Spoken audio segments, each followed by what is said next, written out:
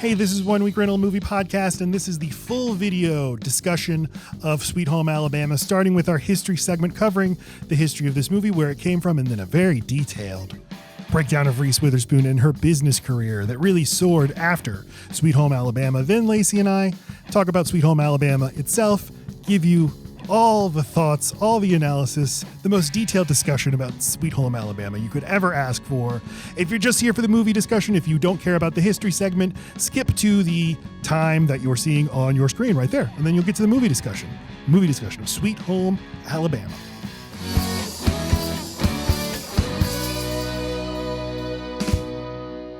Hey, this is One Week Rental, and we have spent the past week with Sweet Home Alabama down here in the South. I am Matt Stokes. And I'm Laci Roth. We're coming to you from New Orleans, Louisiana. We don't often say where we are, but I don't know. We don't want you to get it twisted. We are not in Alabama. Not in Alabama. Nor do we celebrate our redneckery.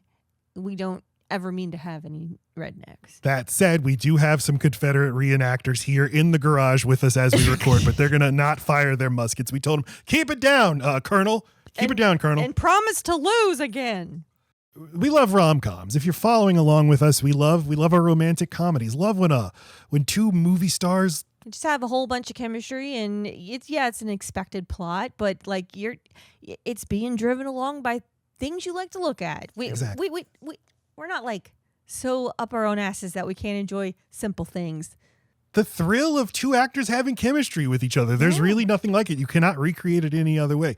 If I had a genie, if I rubbed a lamp and a genie came out and said, what would you like, Matt? Give me a Sweet Home Alabama at the box office every weekend, please. Doesn't have to be anything bigger or better or more special than Sweet Home Alabama. And everybody goes out to the movie theater to see it every weekend. I would die a happy man. This is all I want. The genie could offer me additional wishes, and I would say, that's all I want. Nothing else, please. That being said, I don't like Sweet Home Alabama very much. I did not enjoy Sweet Home Alabama watching it for this podcast. Had you ever seen it before? Yeah, this is probably my fourth time. Really? Yeah, I didn't know that. I really like Reese Witherspoon, and this movie's just easy, and it's. It just kind of pops in your life, you know. I don't know how it was that I used to watch movies several times, but then I discovered YouTube, and now I don't have to fill my days with just watching another movie for the fourth time. You were so much better off. I just don't. I don't know what would. Let me grab out of my thousands of movies on the wall. Why would I go for Sweet Home Alabama multiple times? I couldn't. That's just what's weird about it. I don't know why, because I don't think I would have taken an active role in putting it on again. But once it's on, I'm watching. Yeah, back then you didn't decide. You just sat down. What's on the tube? I just don't scroll through the channels, and there's Sweet Home Alabama. Oh, this is the scene where the lady has the baby at the bar. I don't think so. I don't think this was on any channel I would have had. No, this is something I bought on DVD and watched it that way. So you're wrong. And a huge, huge hit. And when I'm watching the movie, which again, I've never seen before, had never had any desire to see it, I realized I must have seen this trailer 10 million times, because every line in the movie is like, that's in the trailer, that's in the trailer, trailer line. You have a baby. In a bar. What year did this come out? 2002. The follow-up to Legally Blonde. Yes. And we wanted to dive into Reese Witherspoon, who I find fascinating as a figure. She's somebody we've covered multiple times on the show, but I really wanted to dig into her career and the turn she took into being a business tycoon. And I think you can even see it in this movie, in the mere fact of this movie's existence. And even in the character she's playing. Yeah. And then I thought, I see a through line between Tracy Flick. Yeah. Elle Woods, yep. Even Melanie Carmichael, even the girl she plays in Cruel Intentions, she's not of that class, and she's a striver, she'll make little faces and she'll make you comfortable. You know, she's folksy, but that's okay. She's still hot as shit, therefore can fit into the different places. We love Reese Witherspoon. Okay, we love her as an actress. And I called her the female Rock recently. She's female Dwayne Johnson. And I think that after really studying her business career, I think that really, really holds. Oh, okay. What do I mean when I say the female Dwayne Johnson? We will explain in the history segment. We're going to say a few negative things about Reese Witherspoon. It doesn't mean we don't like her. People are multifaceted. As a person, or more importantly, just as a presence on screen, I think she's great. I think she adds to whatever she's in. Mm-hmm. And the reviews for this movie were all nothing about this movie works, but like she's so good, you're just like, whatever. I'm watching this movie, take my money. You just surrender to her power in this movie. And I think Josh Lucas and Patrick Dempsey also pretty like, yeah, take my money, it's fine. Well, and I never remember Giovanni, help me. Billy Ray. Ethan Embry? Ethan Embry. God, but he looks like that. I always confuse him with the other actor. With Giovanni Ribisi? Yes. I don't know why. What a comparison. But because they played very similar types of characters at the same time in the 90s. Sorry. But yeah, Ethan Embry. He's precious in this. I mean, and then the two moms are awesome. Plus the third mom of Candace Bergen. What is her name? Candace Bergen, yeah. Bergen. I mean, the three moms they give you, they're all good in different ways. That's the other thing. There's such great supporting cast in this. This is just such a regular movie that we used to just get all the time of. Yeah. Just faces and character actors. Gene Smart, Candace Bergen. They're just on your screen. Look at them. And like I said, I would weep for joy if movies like this came out now. I do not remember so much reveling in the... Look, here's a Confederate flag. Here's a Confederate flag. The South rises again. Like, on the one hand, I'm like, well, at least they made a movie about Alabama that is being honest about what they say and do. Not honest enough. Right. But then a gay black man comes to town and looks at Bobby Ray like, and that's totally fine. Like you're telling me you're going to be welcoming. I know, but all of that also is part of the calculated, like, how can we make this appeal to everyone? I know, and I feel like, I mean, this is, and I told you that last week, that as soon as I saw the previews to this movie, I was annoyed because I knew I would like it. I knew I'd go see it, and I knew it was like so researched. Like it, I don't know how you can just tell from a preview that it's going to hit every single little point that it feels like a cheat code this movie had, and I could tell before I watched it. And then I watched it and I fall for it again. Because we're going to watch that trailer, because that trailer shows everything that happens in the movie. It's like, again, it's the movie saying, fuck you, you're going to see me. You're going to pay over your money, you piggy. And you do. You roll over, scratch my belly. I don't care. It's fascinating. It really is. It really is. Listen, how dare you give me what I want? So we're going to get into all of that. We wanted to pick a movie that really represented Reese Witherspoon, and it was between that and Legally Blonde. And I think Legally Blonde is just more high concept and more, I mean, it's like a certified classic, and people are like, oh, she should have won an Oscar for that role, probably. Whereas this this premise, it like comes straight out of a Hollywood screenwriting textbook. Oh yeah, what a hometown girl? No. A little lady goes to the big city and starts a new life for herself, but is embarrassed by her roots. But wouldn't you know it, she's married to someone still and has to go back down there physically in person to get a divorce. There's no way around it. It's just like, okay, you guys are getting on airplanes way too easy. And I enjoyed myself, and I laughed really hard one time and was so mad that the movie made me laugh that hard. But the reason I was annoyed with it is because I saw things in the movie where it's like, if you explored that right there, you'd have a way more interesting movie. But the movie just wants to be so bland and inoffensive and free of friction or any sort of tension. I mean, and what a charmed fucking life she has, right? Like, she does get to have it all. She does get to still have her roots and like be respected and loved for who she is while she's in Alabama, but doesn't lose any of her like prestige now that the truth is out about her. I feel like if all of this shit came out about someone slightly famous, you'd be embarrassed. It'd be a thing. Mm-hmm. But like, no, your fancy friends love you so much that they're going to help you with your Alabama wedding, or that there would be actual tension in Alabama with these people. These people would hate you. You left us. You think you're so much better than us. But they're like, Melanie Carmichael. And she invented the character made up that name. Her real name isn't Carmichael. That's kind of clever because it sounds like a fake movie name. I'm Melanie Nobody's named that. Come on. I guess it's a debutante name. That's why it sounds so right. But her real name is Melanie Smooter. Which is so fucking embarrassing. Which looks like it sounds like a trailer.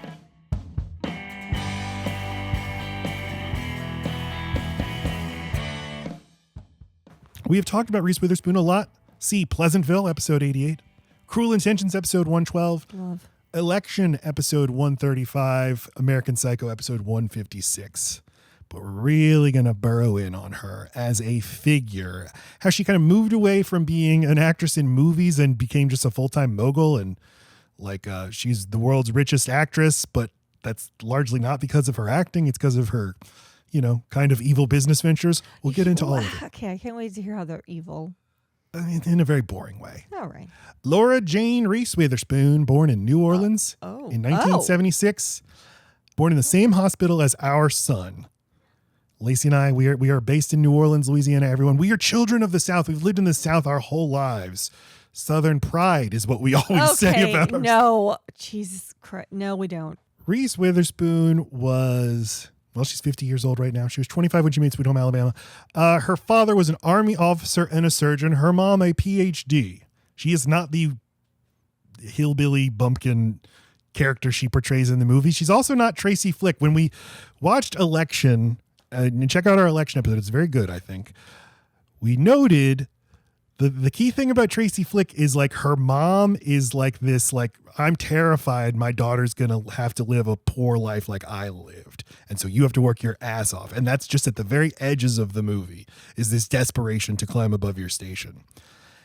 But Reese is not that. She is like, she was born into the ultimate comfort, but born into like the sort of upper middle class, destined to go to the best schools and work my ass off and be a CEO one day. I mean, New Orleans does not contain the best schools, but if they had them. To the best, I mean, she grew up in Nashville, but... Oh, okay. But, I mean, her mom's a PhD. Her dad's literally a surgeon. So you're going to do the best of it. And she went to Stanford. Her mom, Reese got into Stanford. This is from a Reader's Digest interview of Reese Witherspoon in 2005. The interviewer asks, you've described yourself as being sort of dorky when you were a kid. She says, I wore big Coke bottle glasses and I was the shrimp of the class, the last to develop, which is so hard as a girl. Do you think you're smart? I'm so stupid in some ways. Sometimes I don't get the most obvious jokes, but I think I'm savvy. Like with comedy, I'm not intellectual. My dad is. He uses the words that no one can possibly understand nor care to look up. I'm more emotionally intelligent. I can intuit people's behavior and their feelings. That's what I do for a living. Interviewer. Do you want people to look back and say, she's really funny or she was really funny? Witherspoon. It's so important to me. I mean, you play to your strengths. And to me, that's one of the only things I've got. The interviewer. Oh, come on. As a comedian, I like that she cares about being funny. And she's very funny. But this interviewer is like, come on. Like, have you seen yourself? Have you seen Cruel Intentions? My God. You're fucking gorgeous. What are you doing? And she says, I'm really serious. I mean, if I'm going to make it in this business, I'm not going to make it on being sexy. It's just not who I am. It's better to focus on what you're good at, celebrate yourself, but know that playing the Kathleen Turner character in Body Heat, it's just not going to happen for me. End quote. Interesting. It's fascinating because of when that is in her career. She's like maybe not even 30 when she gives that interview. And she is thinking, how can I make this long term? Yeah, well, that. But also, I think that's it. I think that's interesting that she just isn't comfortable being a sex kitten, which was just a weird a thing that she has in common with The Rock that I didn't expect, that she doesn't think of herself as sexual. And she's got chemistry and she's hot as shit in Cruel Intentions. But yeah, when I think about it, she's just kind of classically beautiful. She doesn't really have to try. She's always got really cute outfits and really great style, but I wouldn't call it sexy. It's sexy.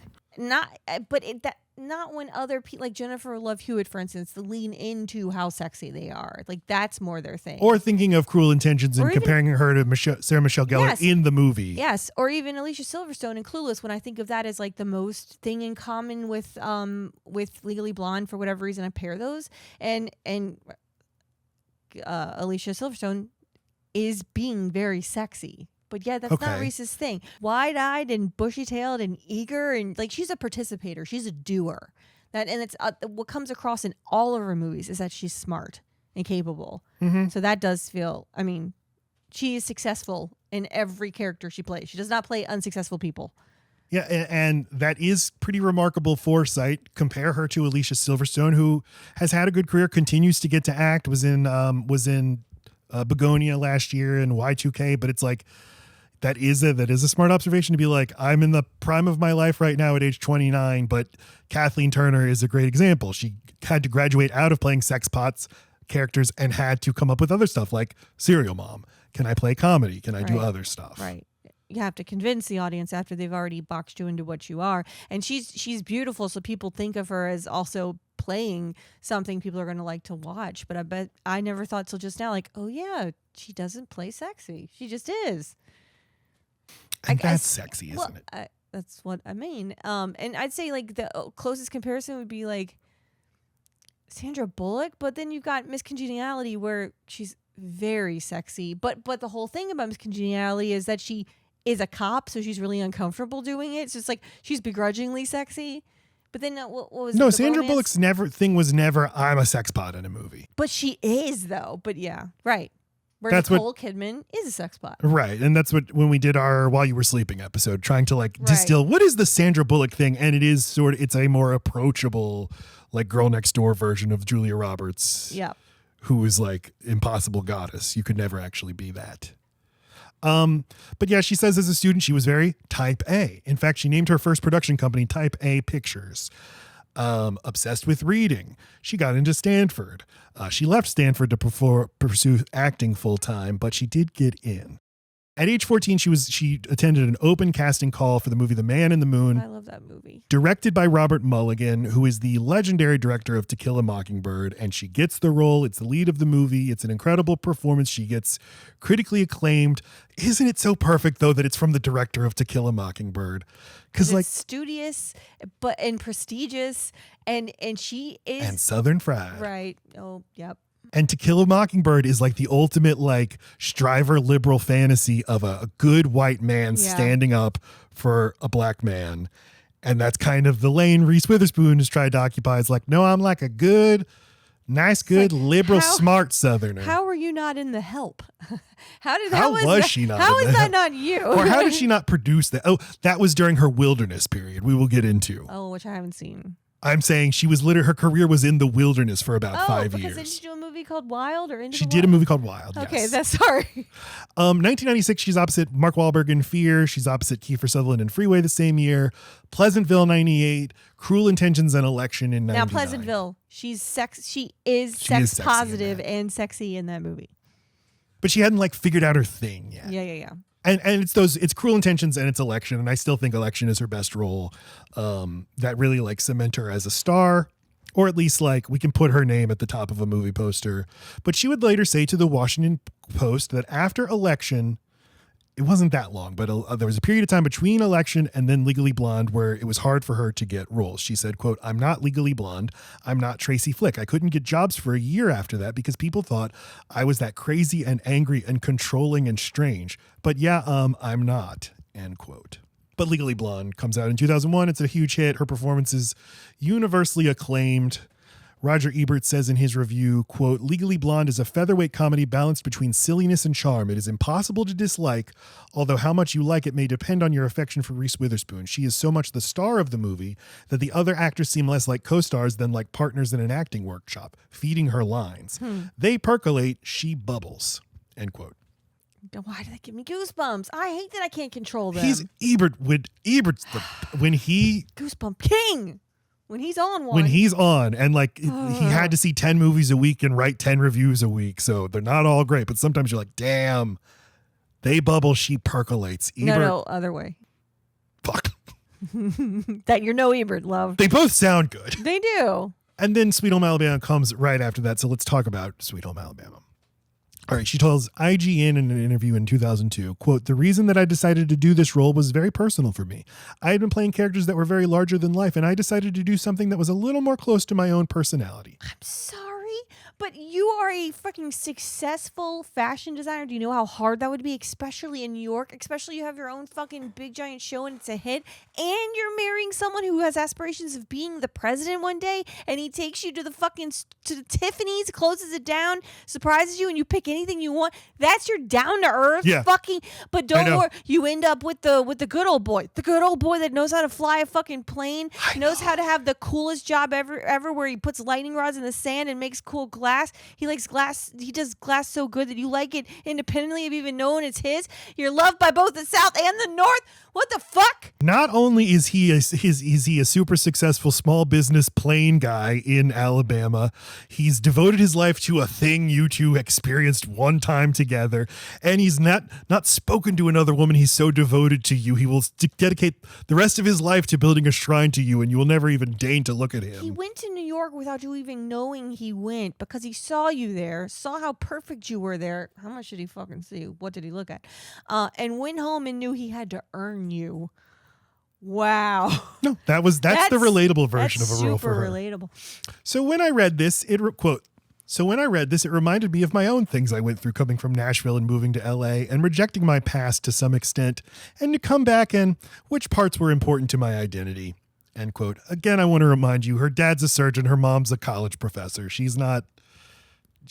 Yeah, but when you're not from New York and you're surrounded by people who are, but I feel like tons of actors, their story is they're from a small town. I feel like that's everybody, just usually Ohio. No, I know. And these are the stories you have to tell about yourself. Yeah. Josh Lucas, will get into it in a minute. He also is like, I was from Arkansas before I came to New York. Can you imagine? Who gives a fuck? Who's from there? It reminds me of The Devil Wears Prada, the woman who wrote the novel, being like astounded that she could succeed in the world of fashion, not realizing that your whole life has been training you to succeed in this world. Just because you didn't care about clothes, you didn't see like the line of cushion that led you here. People aren't lacking ambition and wanting things that are big. It's just that they don't usually spend so much of their childhood in the early 20s thinking about exactly what they want to think about, with no other burdens, with no other, like, I need to help my family with this, or oh crap, I have an unplanned pregnancy. What will I do? Like, it's just like when you've got every resource and you've had your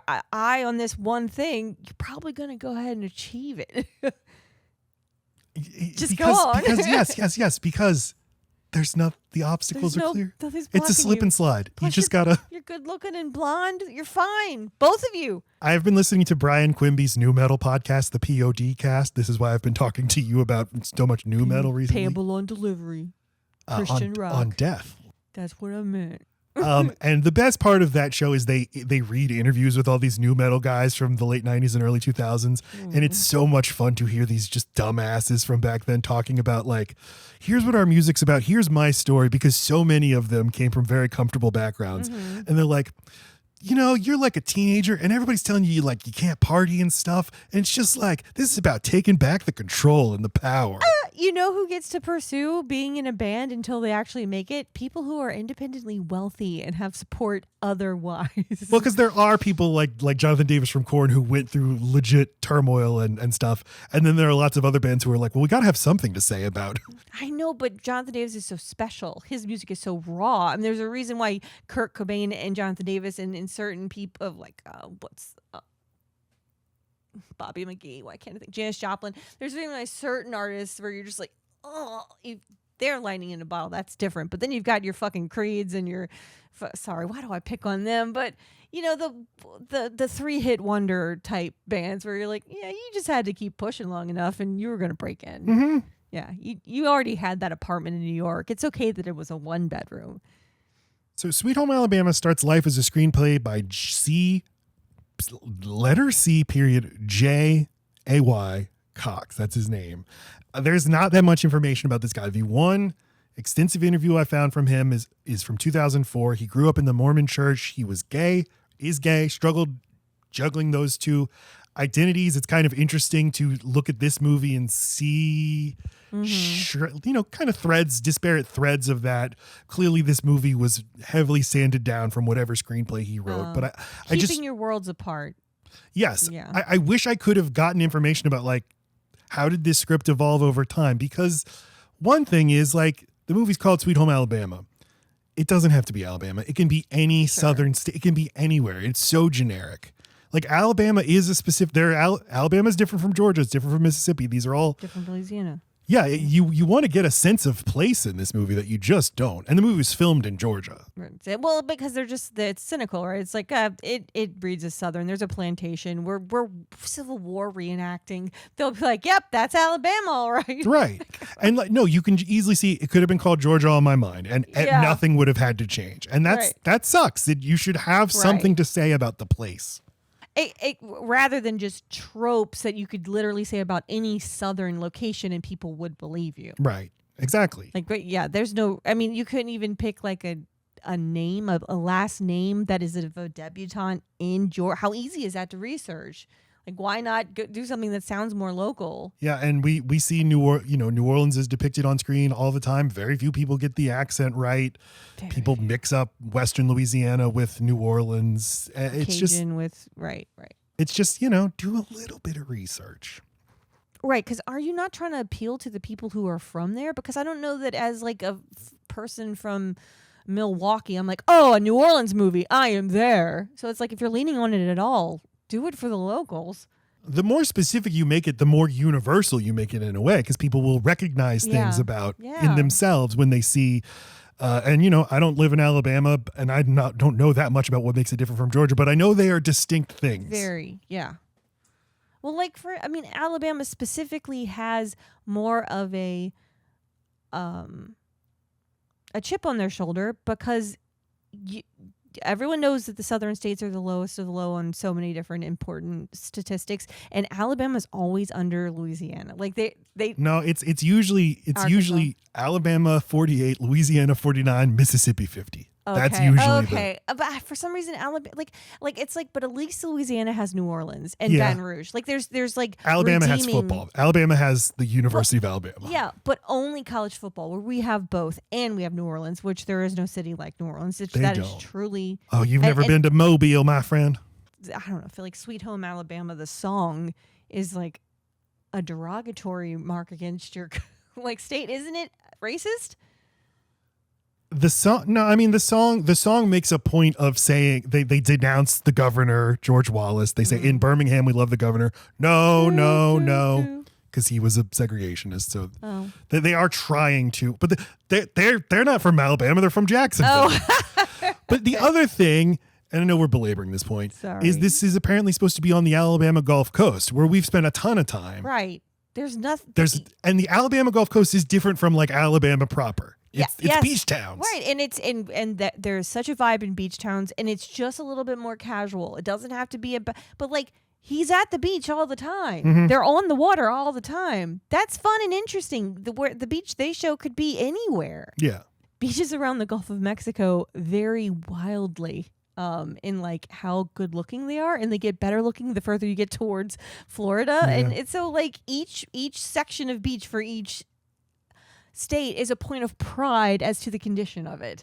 Like Louisiana's, we are lovingly calling our beach muddy. Like, we love our oil spill. Yeah, I promise you, if you've never been to the Gulf Coast of Mississippi or Alabama, there's a world of difference between those two. Big fucking difference. Alabama, you're like, oh my God, it's magnificent. Right. Mississippi, it's someone took a giant took a giant shit in the muddy Mississippi with poop.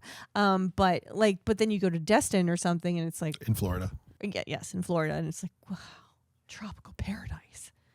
All right, so Andy Tennant is the director of the picture. He has a very weird career. All right, his previous film credits include It Takes Two, starring the Olsen twins. Yeah. Fools Rush In. Love. Matthew Perry. Previous episode of our show, Ever After. Very old episode, but I remember really liking that, like being shocked. Like, this is a really good movie. Yeah. Drew Barrymore is Cinderella, but no magic. All right, but right before Sweet Home Alabama, he does Anna and the King, starring Jodie Foster, which was just picked that movie up, actually, a VHS. Oh, but this was a big bomb, and I remember liking it. He said it put him into director jail. I've always been curious about it, just because like it looks expensive. There's fewer Jodie Foster movies than you think, so it's like everyone is. When we were trying to think of people who like pull you along with pure star power and charisma, but not sexy, I was thinking Jodie Foster too, because she ends up being sexy, but like you think of her different roles, and she spends a lot of time in very, like sweats, like she's just adorable. She's cute as button. But she does so many, I don't know, she has such range. Yes, but always I'm competent and smart. But that it is a weird role. I'm Anna and the King. I'm right. She's not princess material. After Sweet Home Alabama, he does Hitch, Fool's Gold, and The Bounty Hunter. He has a bunch of hits. Yeah. All right. He told Business Insider in 2022, quote, "I was given the script. It wasn't very good. Everyone had passed on it in town. And then I went off to make Anna and the King. That led me to going to director jail. I was in director jail for about a year, and then Sweet Home Alabama came around again. The script was just as bad as I thought it was before, but I thought the idea was great. Also, I had 4 young kids to feed at the time.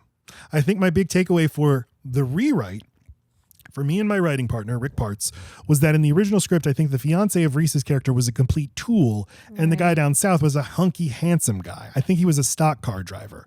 Why don't we do a love triangle where the love choices are between a great guy and the right guy? That kind of became our North Star. End quote. It is refreshing because you keep waiting for him to take a heel turn and, or like the mom to be so bad but like Candace Bergen is just the right amount of shitty in front of Reese where you're like, no, you could buy into that family. I mean, you could forgive that kind of a mother-in-law if the guy is worth it.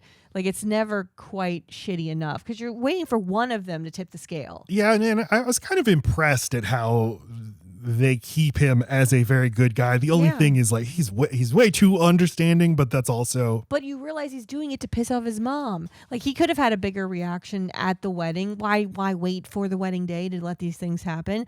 But like he sees how enraged it's making his mom for him to not be so mad at her that he's like, well, that's perfect. That's all I wanted. Yeah, I guess you could so easily see this being made in the 1940s with,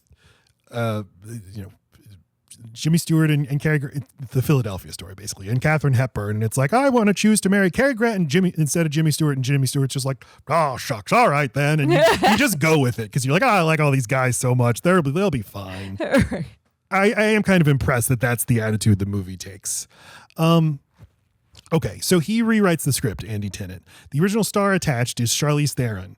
Her production company is developing the script. And now apparently they don't like Andy Tennant's rewrite, so they say, we're leaving this project. You can have the script. So he had worked with Reese Witherspoon on a TV movie in the early 90s called Desperate Choices to Save My Child.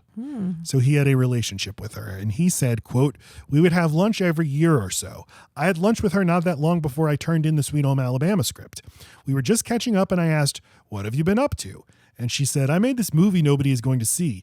It's silly, but it was really fun to make. And that turned out to be Legally Blonde. And she asked me what I was doing. And I was like, we just wrote a movie, but I don't know if it's ever going to get made.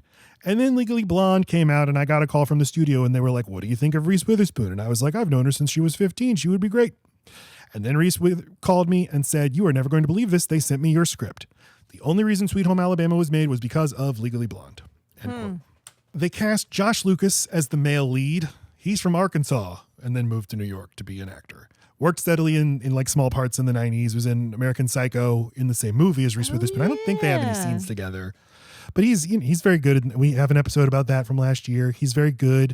It is funny because I always think of him as a Southern actor, but in that movie, he's like perfect slimeball Wall Street guy. This was his first lead part. And he said, quote, my memory was that Andy felt I'm the guy and that he really went to bat for me. I don't know if anybody else wanted me. And I mean Disney and everybody from the power positions. I was in no way established or had any real career to back that up. So that funny negotiation of it all is they called me up and said, Disney doesn't want you to do this movie. Nobody wants you to do this movie except the director. So they're offering you nothing. Take it or leave it. And I was like, hell yeah, I'll take it. What?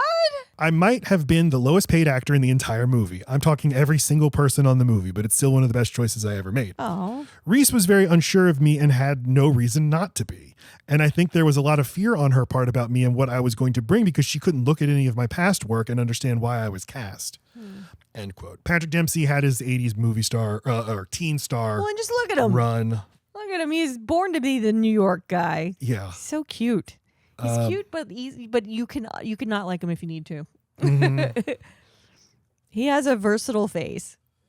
I guess I know him from Grey's Anatomy.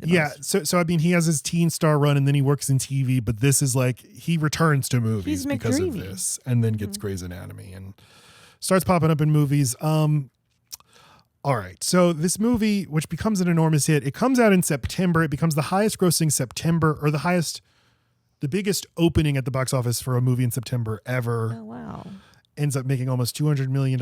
It played like a Marvel movie. You know what? Like the movie feels so charmed. The actors all feel so charmed in the movie. It all comes together so easy that it never occurred to me that this was something hard to get put out, or like that it might not have gotten put out. That's what bothered me about it, was that it was such a slam dunk and like perfectly. It felt like very important rich people went into a lab and made this for me.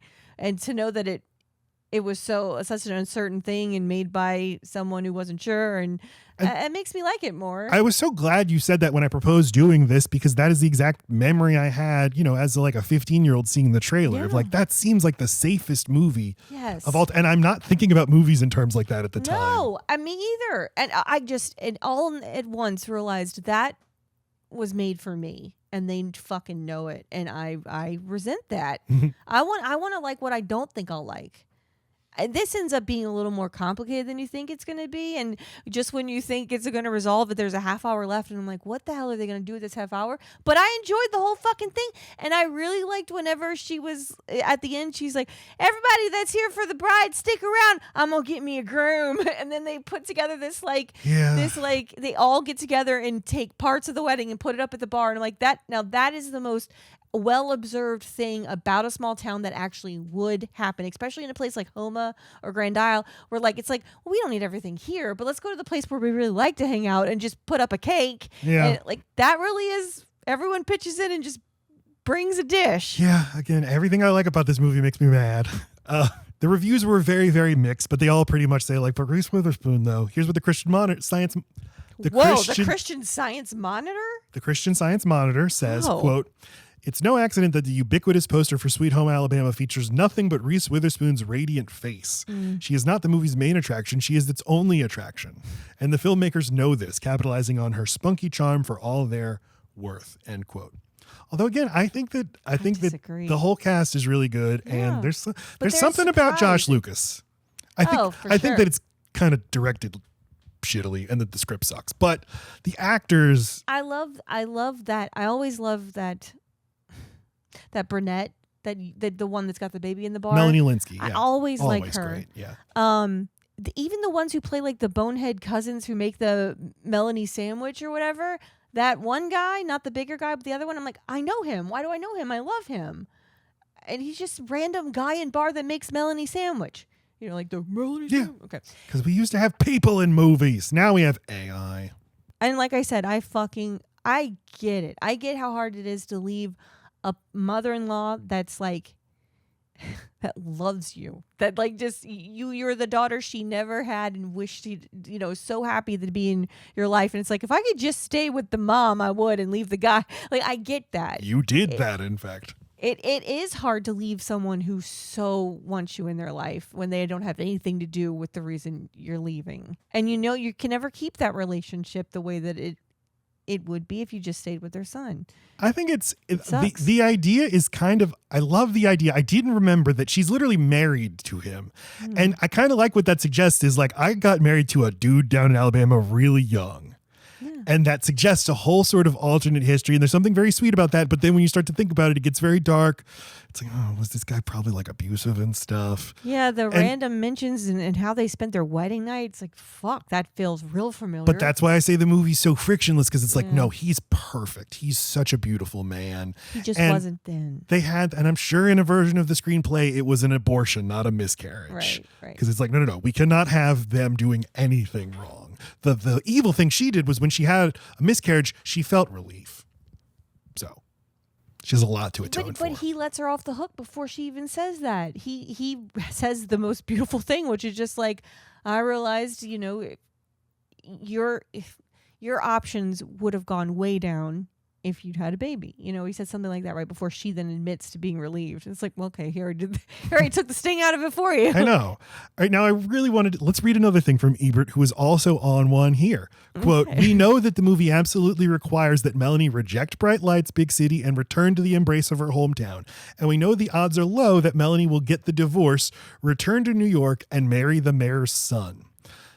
Anyone who thinks that I have just committed a spoiler will be unaware of all the movies in this genre since Ma and Pa Kettle." Which I also just got on VHS, 2 different Ma and Pa Kettle movies. Side note, and the Philadelphia Story. I didn't remember people saying spoiler back in 2002, but anyway. Yeah, what else would it be called? I feel like that's a more recent word. He also, in this review, he also talks a lot about how Patrick Dempsey is JFK Jr. He looks like JFK Jr. and his mom looks like Jackie Kennedy. But so Ebert says, quote, "But answer me this. What about Melanie as a person with her own success and her own ambition? Would a woman with the talent and ambition necessary to become world famous in the fashion industry before the age of 30 be able, I ask you, be willing, be prepared to renounce it all to become the spouse of a man who has built a successful business as a, let's say, glassblower? The chances of that happening are, I submit, extremely thin, and that is why Sweet Home Alabama works. It is a fantasy, a sweet, lighthearted fairy tale with Reese Witherspoon at its center. She's as lovable as Doris Day would have been in this role. In fact, Doris Day was in this role in Please Don't Eat the Daisies. So I enjoyed Witherspoon and the local color, but I am so very tired of the underlying premise. Isn't it time for the movies to reflect reality and show the Melanies of the world fleeing to New York as fast as they can? End quote. I do find the mom's story interesting, and the very reason that Reese thinks she's been put in pageants when she's little is exactly what it is. The mom never made any bones about, I don't want you with Jake. He is quicksand. I don't want you to marry someone you're head over heels for and get stuck here. Like, that's constantly shoved down your throat. You're going to go to New York. It's not like it was like Melanie had this random wild dream that no one put in her head. Her mom put it there the whole time. All she needed was a reason. That's another one of those threads that seems like it's there from a more interesting movie. Yeah. Because like her actual husband seems like a lovely guy. And she loves him. Yeah. What's wrong with his life? She is she's like Tracy Flick's mom, and that she had this idea of upward mobility. They are literally in a double wide trailer. So even for this town they're in, they are poor. Like Melanie Snooter has less money than Jake Perry's family. Mm-hmm. Jake Perry's family owns a bar and he has a house that's permanent.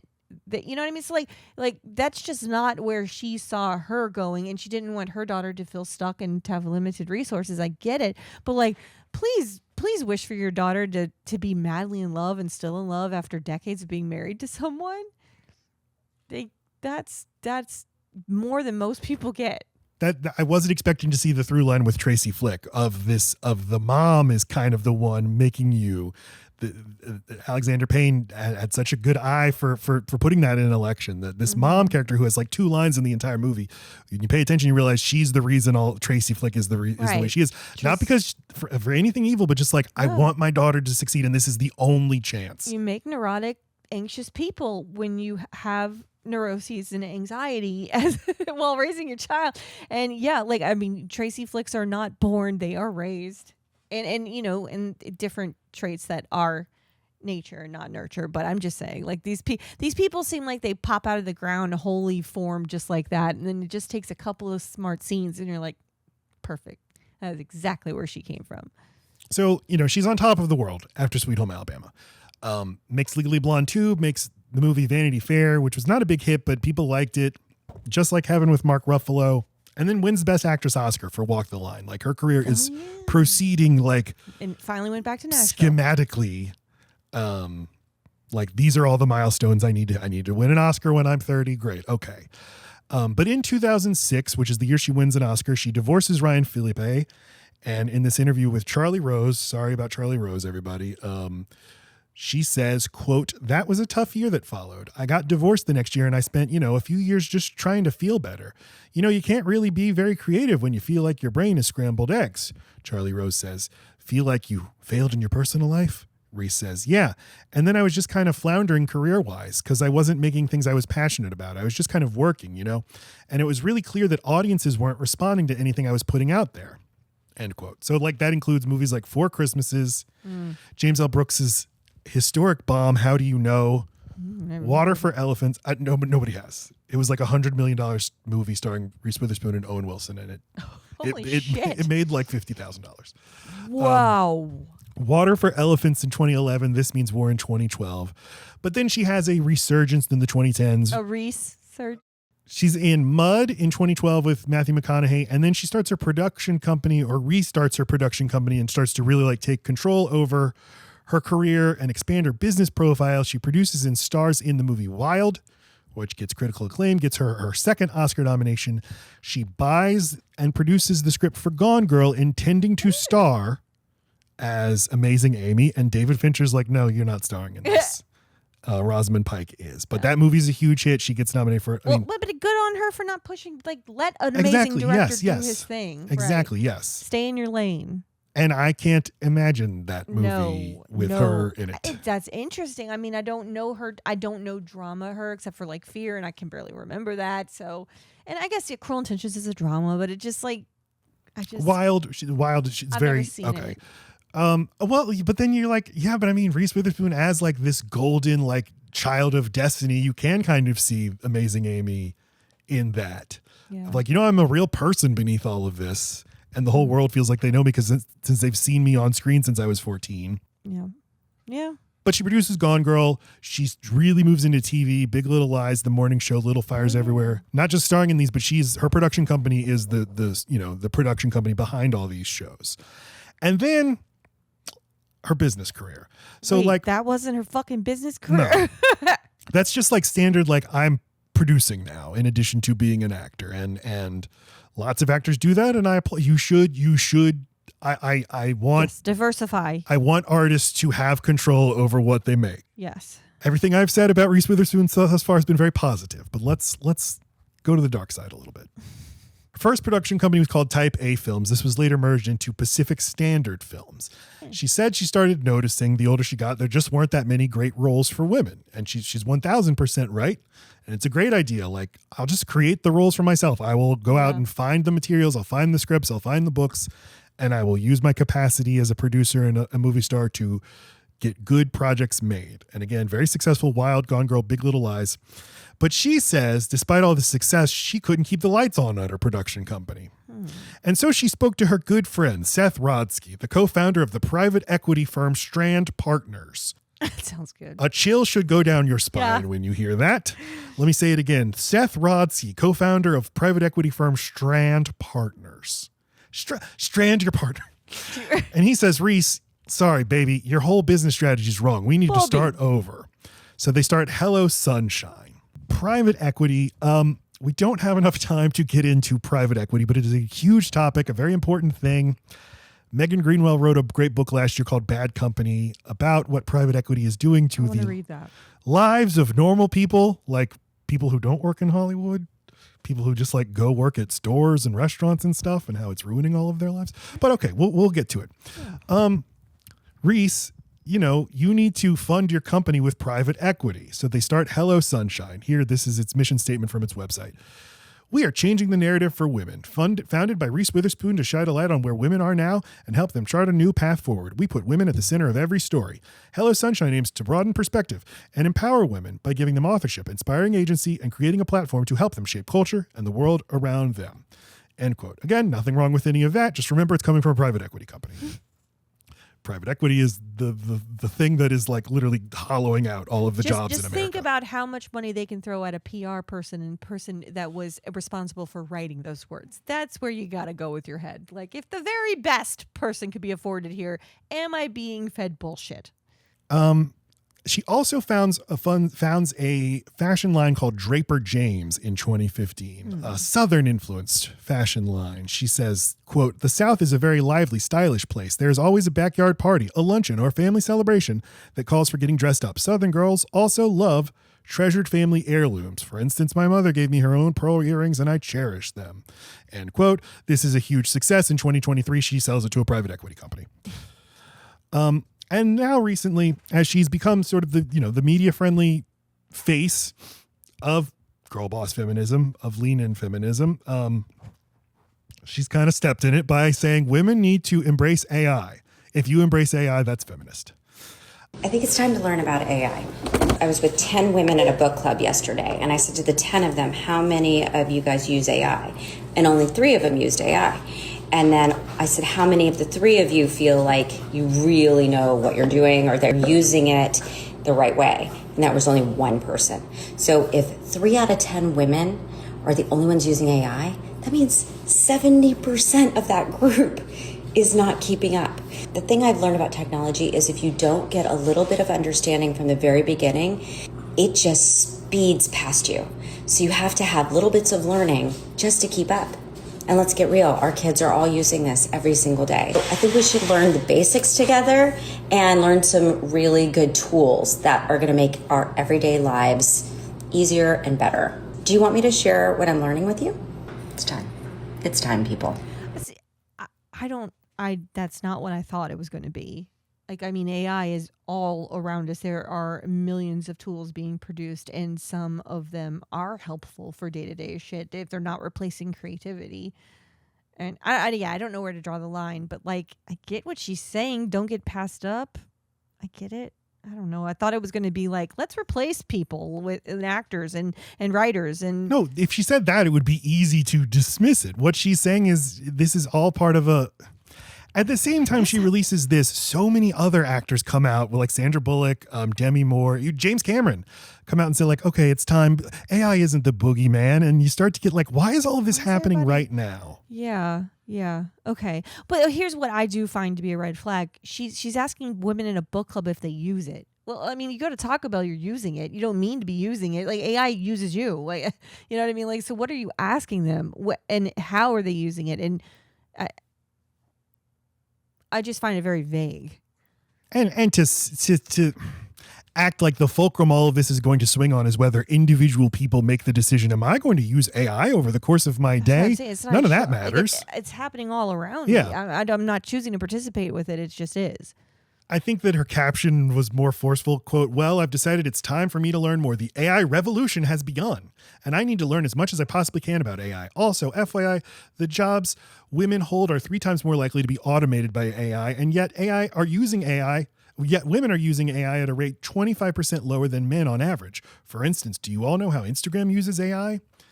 Like what Laci, you and I both have jobs that will be replaced with AI one day. If we use AI to do the job, that will not help us keep our job. Right. Though fuck me if I ever start using AI to come up with ideas for how to design something. Like I can only be completely original and creative if it's coming from my fucking brain.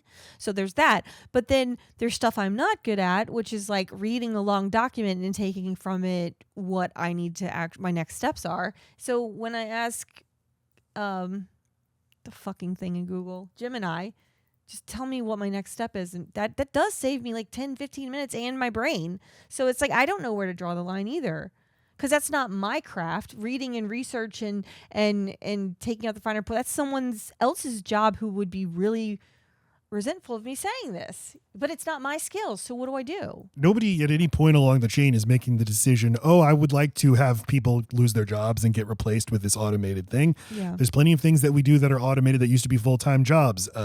Coding, for instance, there's almost no need for coders to exist, because it is just a computer talking computer to another computer. I used to do a lot of ghostwriting. There's no need for it anymore. No need for ghostwriting. Nobody gives a fuck, because AI can do it 90% as well as I could, 70% as well. But the point is like, so that's gone. But nobody like made the decision, oh, I want Matt Stokes to have less work. Sure. What you are doing, Reese Witherspoon, is normalizing, is playing the role of letting everybody embrace their eventual decay and obsolescence. Don't worry about it. Just slip into the bathtub. As a person who won't be affected by it because you already have your millions and millions and billions of dollars. Yeah. Like, so is it? Who are these women in your book club? Who are you talking to? Right, also, they're fine. Yeah. Also, 70% of that batch of women, that's some very specific kinds of people you're in a book club with. Gets a lot of backlash, especially from authors. So one author says, as someone who champions authors and books the way you do, this is so disappointing. Author Jennifer Wright says, quote, AI plagiarized all my books. It seems unlikely that I'll be left behind if I don't use it, given that it's trained on work I did years ago. End quote. Another author, Sophia Benoit, said, quote, there's something particularly insidious about seeing that women, the group you have built your brand on, have not adopted something, and instead of assuming it's out of wisdom, infantilizing them with, we're falling behind. Right. End quote. Yeah, maybe we're just more moral, fucker. Or it's not useful. What is it useful for? Right, like your average housewife, is she needing to really get into AI? I guess it's just hard to imagine these women that she's in a book club with are big career gals. Because so what is she asking them to use it for? Right. Like, it helps me find a better nanny? Director Charlene Bagcall said, quote, this is obviously a scripted ad and it's genuinely infuriating. Notice how AI's biggest defenders are the ones cashing checks from it. AI isn't inevitable. Technology follows society. If people stop using it, it dies. We still have agency. End quote. Now, Reese Witherspoon responded to this specific claim. I'm not getting paid by AI. I'm not. And I'm sure that's technically true, but like your business is in massive partnership with all of these Right. and has a massive investment in AI. Or you Reese Witherspooned some things to say maybe at a luncheon. I mean, like these things just are, if they're swirling around you, maybe you feel like, hey, I should make a video about that. All right, read this tweet here, Laci, from this is Slash film writer Okay. Chris Evangelista. You've got a lot of fucking nerve asking me to read anything, but okay. It's so painfully clear all these people went to some stupid pro AI luncheon recently and were fed bullshit talking points, depressing stuff. God, what is the closing part of it, I mean, it did feel very scripted, but she's a very polished person, so you buy it coming out of her mouth. Plus she's not wearing makeup and she's blending a smoothie and there's cuts, so you're just like, she just gave us the best parts of what she said. It wasn't scripted, but then at the end she's like, do you want to know what I'm learning? Like Sound like a fucking computer. And it's like, you just left a fucking cliffhanger. Just tell us. A normal person would just be like, I just found this app and it helped me fucking do this thing in my kitchen. That was cool. That's unscripted. Like, not, hey, you want to know more, ladies? This, Chris Evangelista tweeted that, like, retweeting a post from Variety about Demi Moore saying it's time to embrace AI. And yeah, it was very notable. And all of that these word. people are saying it at the exact same time. Right. The thing is, It's like the word in Veep, robust, or whatever the fucking word was. She couldn't use it in her speech because someone had just used the word. okay, well, Universal, that's a movie studio, but at a certain point it merged with NBC. So it's NBC Universal. Oh, but they're owned by Comcast. They're just a cog in the giant Comcast. Comcast is the real power. And then somebody smarter is like, no. It's not Comcast. It's the handful of hedge funds and private equity firms that own the stock in Comcast. They're the real power players.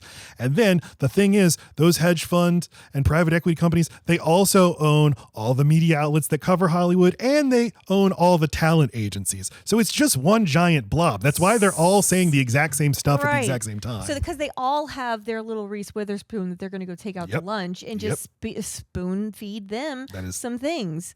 Exactly, and because it's a perfect age range of person to be saying these things too, because that's her fears, is that she's over the hill. Demi Moore's over the hill, lucky to be getting these roles and to still be relevant right now. You are the exact kind of person that would have enough anxiety to start trying to say things that make you sound a little bit more current.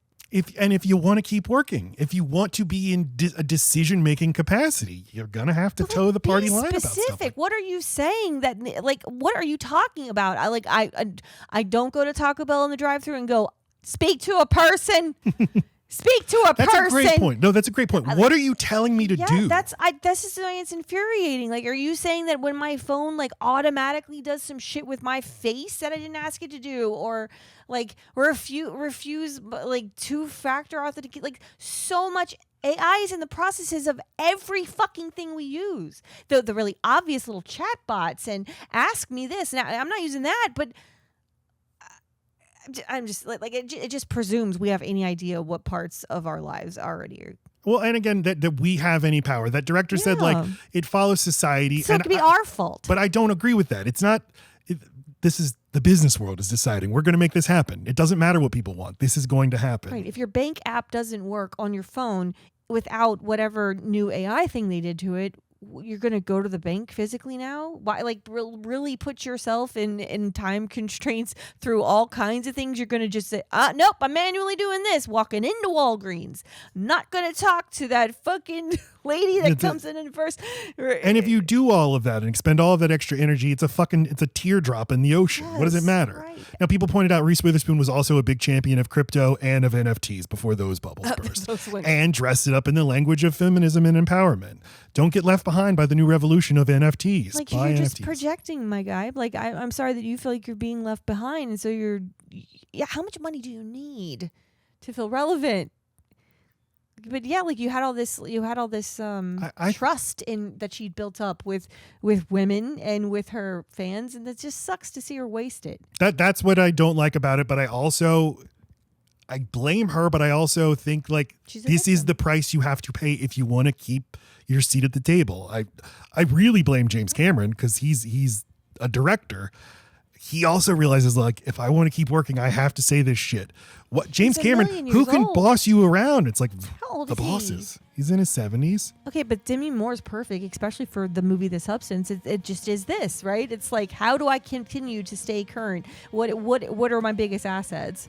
Let me keep selling my soul and doing it over and over and over again until I'm just a fucking unrecognizable blob monster. It's perfect. Yeah. So that's Reese Witherspoon, and Oh. again, don't Send her any hate. I don't think she's personally evil. I don't think she's malicious. I don't think she's choosing to be a shill for all of this. I think her intentions are good, and she just wants to work and be in a decision-making capacity. And unfortunately, the world is in such a shitty place of terminal decline where this is the kind of shit you have to sell to be able to keep working and keep being the powerful person you want to be. So we're going to talk now about Sweet Home Alabama. Okay. And All is not lost. we'll have a great time going down south where things are just a little bit different, y'all.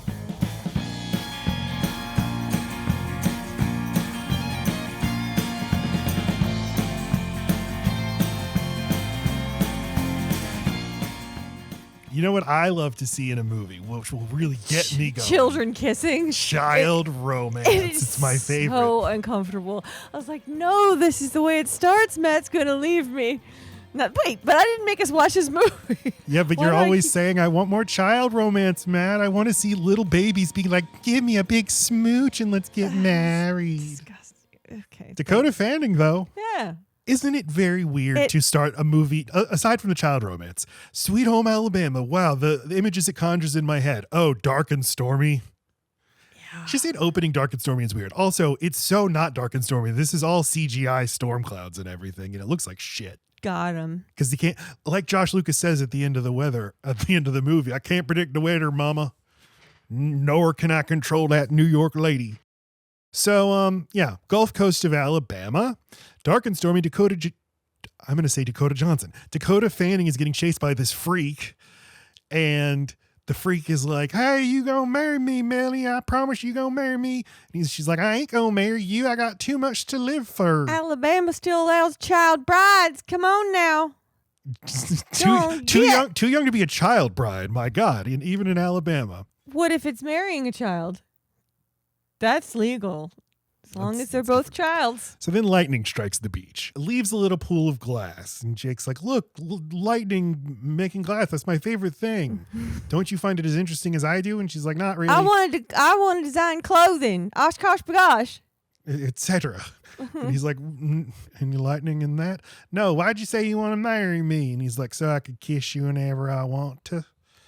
And then they're about to go They actually have a big kiss, though. romantic embrace. But then lightning strikes them again. I don't know. But it's her dream, right? So who knows? She's dreaming about child Who's she? Oh, well, it's Reese Witherspoon. Carmichael. Why the fuck can't I think of her first name? Melanie Carmichael.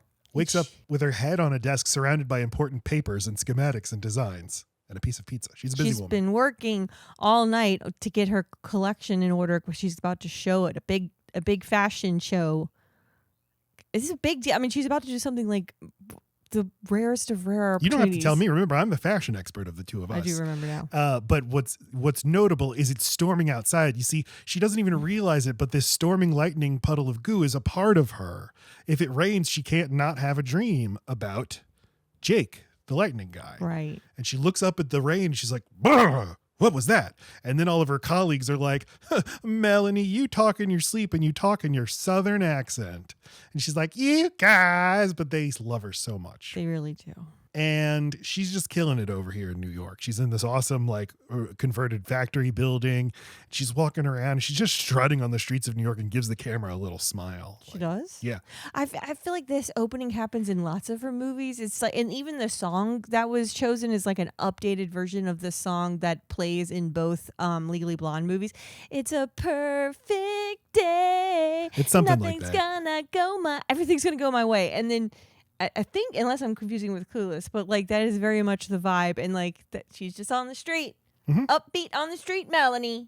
gets into her apartment and it's filled with rose petals. Okay. It is full of roses after. I would be so pissed. My house would smell like a funeral home. I'd then be responsible for disposing of all these What flowers. am I supposed to do with this? My God. It's hundreds of thousands of dollars worth of flowers. And I just wanted to give you a rose for every moment, every time I thought of you. Fucking weirdo. I leave you alone overnight and you don't order a pizza and like watch some kind of shitty movie. You do this? Do you not need sleep? Mayor? It's the ultimate rich kid thing, because the only thing you associate rose petals with is like, I order the rose petals and I don't know what happens afterward. Okay, but it's not the petals. rose petal fairy comes and gets them. No, I know. He orders tons of bouquets of roses and decorates the entire apartment floor with rose petals and leaves a voicemail saying, a petal for every time I thought about you, darling, last night. But hey, I'm not pissed that you didn't hang out with me last night. I'm giving you a good wishes and I'm so proud of you. He's saying all of the right boyfriend He's stuff. the best boyfriend. He's got surgery to go to anyway. I want you to have so much confidence, and you will, because you're going to kill it. He also knows he's about to propose to her this night. So he does make her big day about him, doesn't he? He ends it with a charity thing that he forces her to go to with a mom that hates her. And your memory of this day, Melanie, will be how I closed down Tiffany's for you to pick out any ring you want. Not that you had like the biggest moment of anyone's career. I think that's good. I think two good things happening at once is like 4 times as good as two individual things happening. I think it's always nice when two amazing things happen at the same time. So you're wrong, Laci. So unique. So there you go. Wow. I know. You love two good things. What I'm saying is there's an equation. It. Yeah, no, it compounds and it's like interest. Yeah. Yeah, no, I got you. So she's at Fashion Week. It's very hectic, but she is in control of her universe. And here, Frederick is played by Nathan Lee Graham, who's in Zoolander, another fashion. We in the fashion industry love Zoolander. He was in that movie. Blue Steel. And he is her mentor. And she's like, I'm so flustered right now, Frederick. And he's like, no, when I first met you. You're just a debutante from Alabama, fresh off the plantation. And now you're my steel magnolia. You were right off the plantation. That's something they always say. Well, and that's something I'm comfortable saying as a gay black man. Yeah, that black people say to white people is like, look at you, fresh from the plantation. Well, but if he's like kind of giving her a jab. He's not, though. I don't know. You don't think so? I don't think this movie has self-aware? is giving that a second's thought. Okay, well, that's outrageous because they do give the past of Alabama lots of thought in this movie. So they could have at least given that some. Yeah, all the past stuff they have is like, it was great. All those wars we fought. But it does seem like they're also making fun of themselves for caring about those sorts of things. At the end of the movie, her dad shouts, the South has, and everyone explodes in triumph. Yes, if only slavery had never ended. Hi, black man who taught my daughter everything and made her a success in New York. Do you feel comfortable in our home? He gives him the most evil look. He does? Fred Ward gives that Frederick. Does sound familiar. Like, because Frederick is her mom, Mary Kay Place is like giving, oh, this is my little Hummel figurine. And he's like, oh, I can see why your daughter gets her great taste. Oh, yeah. And the dad is just like, oh, you're right. And is it that he's gay or black? Or who knows? Or that he thinks his wife has terrible taste. That's it. That's the third one. Or just like, nobody hits on my woman. Okay, then that's the nice reading of it. All right, so it's like, not only is she in the big city, she is surrounded by people who just love. And adore her. And like, she doesn't even pretend that she's not from Alabama. Like, they think it's a charming thing about her, too. Her mentor is where she lucked out. It has to be. I mean, like, he vouched for her, and then she started making friends that then make her not, I don't know. I'm just saying someone gave her a big fucking break because that accent, those looks, you want to do frilly clothes? Get the fuck out of here, wait in line. So Patrick Dempsey is Andrew Hennings, who arrives and she jumps in his arms. She's like, I'm so nervous. I'm so worried what my critics will say about me. And he's like, you don't have to worry. But the critics say it doesn't matter. And she's like, well, you're a blue blood. You have thick skin. Yeah, And I love that about you. It's also fucking saccharine sweet. Just like, oh, Melanie, you bean. This is why I love you. I love that you're so thin-skinned and worried that they're going to discover you're a little hick from the provinces who's going to get kicked out of town. I just sharted, and that's why I love you, Melanie. You're so different from my mama.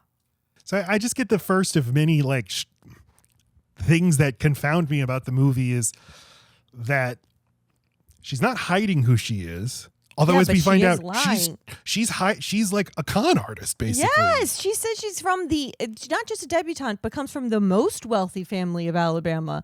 So why even say it's Alabama? Because you can't hide your accent.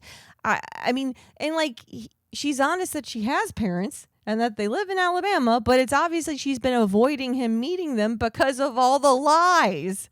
This is like, I compare this to Up in the Air, when George Clooney Right. takes Vera Yes. Farmiga to his brother's wedding. What was your plan? Why go this far? And for those who don't remember, Vera Farmiga she's, you know, his like fuck buddy on the road, but he's like, hey, let's take things up to the next level. Come to my brother's wedding. And she goes, and then later discovers she's married and has a family.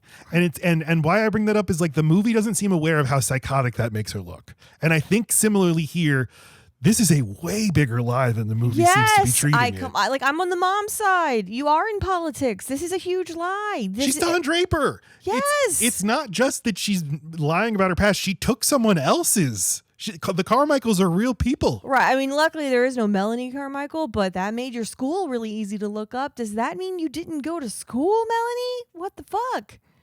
Anyway, they got the fundraiser tonight. It's like, hey babe, we gotta go to the fundraiser. Oh yeah, the fundraiser. Okay, yeah, with your mother. Oh, the mother. She gets into a limo. She's going off to the fundraiser, and the chauffeur's like, Miss Carmichael, Mr. Hemming said that you have to go through this door. She goes to this door, and she's like, oh, what's through this door, I wonder? And her Bibbidi bobbidi boop, it's Tiffany's. And this man has interrupted a whole lot of people's day and night for them to all man the 27 counters of Tiffany's and pull out like 5 to 10 rings each. How many rings does she? And also, you looked at that many and you went with that one. I'll take the square. fashion expert, not a diamond expert. Okay, well, I mean, 2 people tops could have done this for you. You didn't need to have That's a all lot of people. the entire staff, and they're all smiling. They're all just like, she said yes. I can't believe he hadn't proposed yet. What if she had said no? I'm fucking missing my son's soccer game for. The way some of these people are shot makes it seem like these are cameos. Like from, if you know Tiffany's, that's Mr. Tiffany himself. Wow. Nah, it's more just like this is a very recognizable way. A high priced retail employee is a very specific. Is this so? If you work at like a really high retail place like this, like Saks Fifth Avenue or I don't even know the fucking names of things because it's too rich for my blood, but it's the same way as like working at a really nice restaurant. You can make a career out of it, that pays that much more. It's that much more prestigious. So anyway, these people totally read as like stuffy. You're too low quality to be in here. Do you work off commission? Big mistake, big. I do like that he's Yeah. like, honey pie, will you marry me? And she's like, are you sure?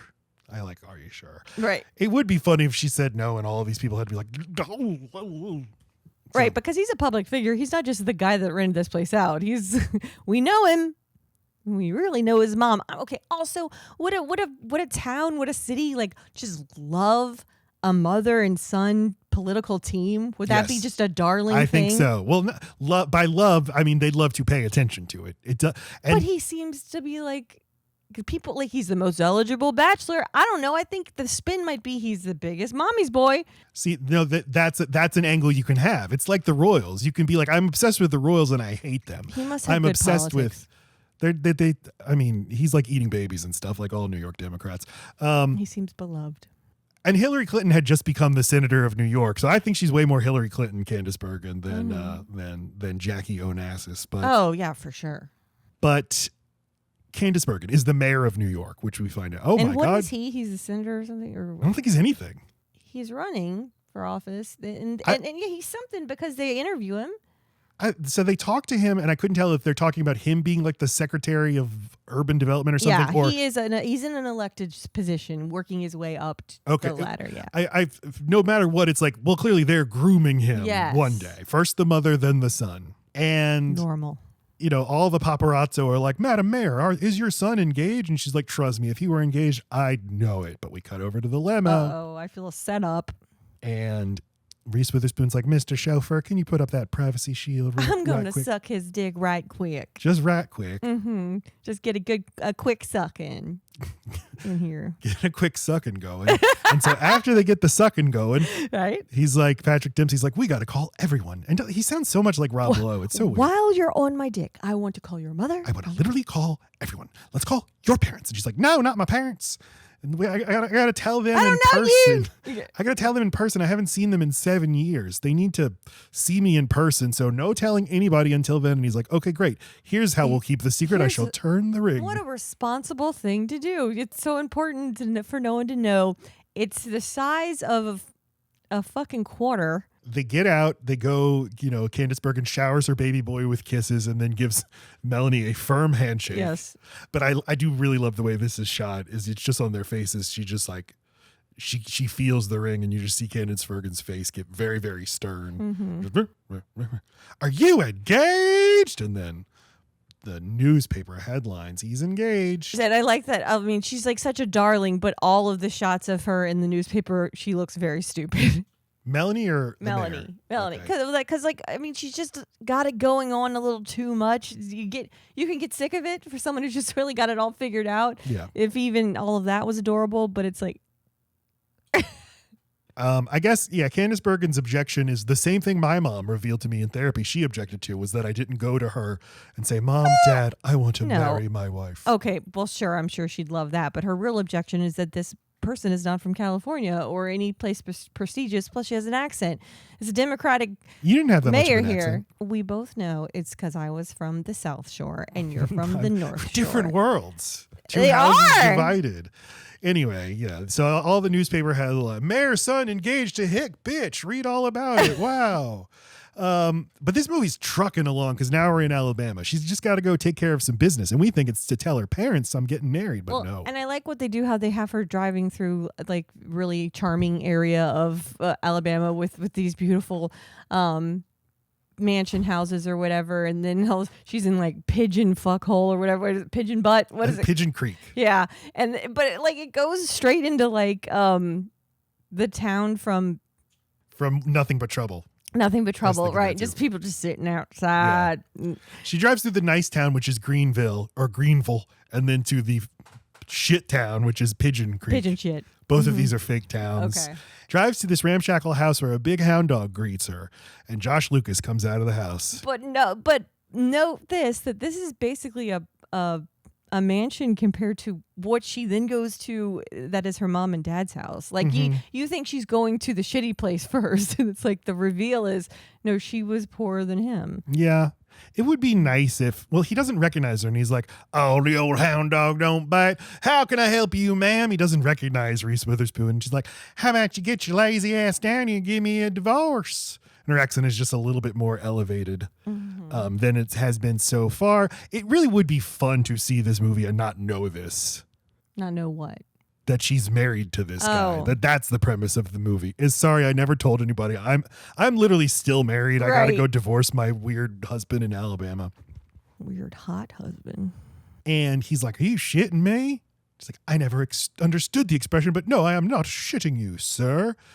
Like, you show up after 7 years here with not so much a, hey, Jake, it's me, your wife. It's good to see you. And she says, you want me to tell you you look good? Don't they got no soap down at the Piggly Wiggly where you work? She just starts on immediately with the insults. asshole. She's an asshole, yes. I really picked up on how much of an asshole she is the second time I watched it. Well, but we don't know what she... We know her mom made her feel pressured to get out of that town. And I guess she's been trying to get the divorce handled remotely. Just please sign this. Can you sign this? I mean, if he's been stubborn and not saying why, that's annoying. Cost her entire flight to get down there and physically get him to sign. I'd be annoyed too. They haven't been communicating. No, they haven't been communicating. That's probably where it all went wrong. But all right, here's where I think that this movie is. I think the script sucks, and I think it's also just directed badly because it really, really relies on close-ups of these actors just doing reaction faces to sell jokes that aren't that good, and to sort of trick you into be like, oh, the electric fireball screwball comedy we're getting right here, but we're not. They laugh at that joke up north, and she just goes, I don't know. You feel I feel like there's a charge that we should be getting here of suddenly like the real firecracker Reese Witherspoon comes out now that she's in this place, but she's not. Mm-hmm.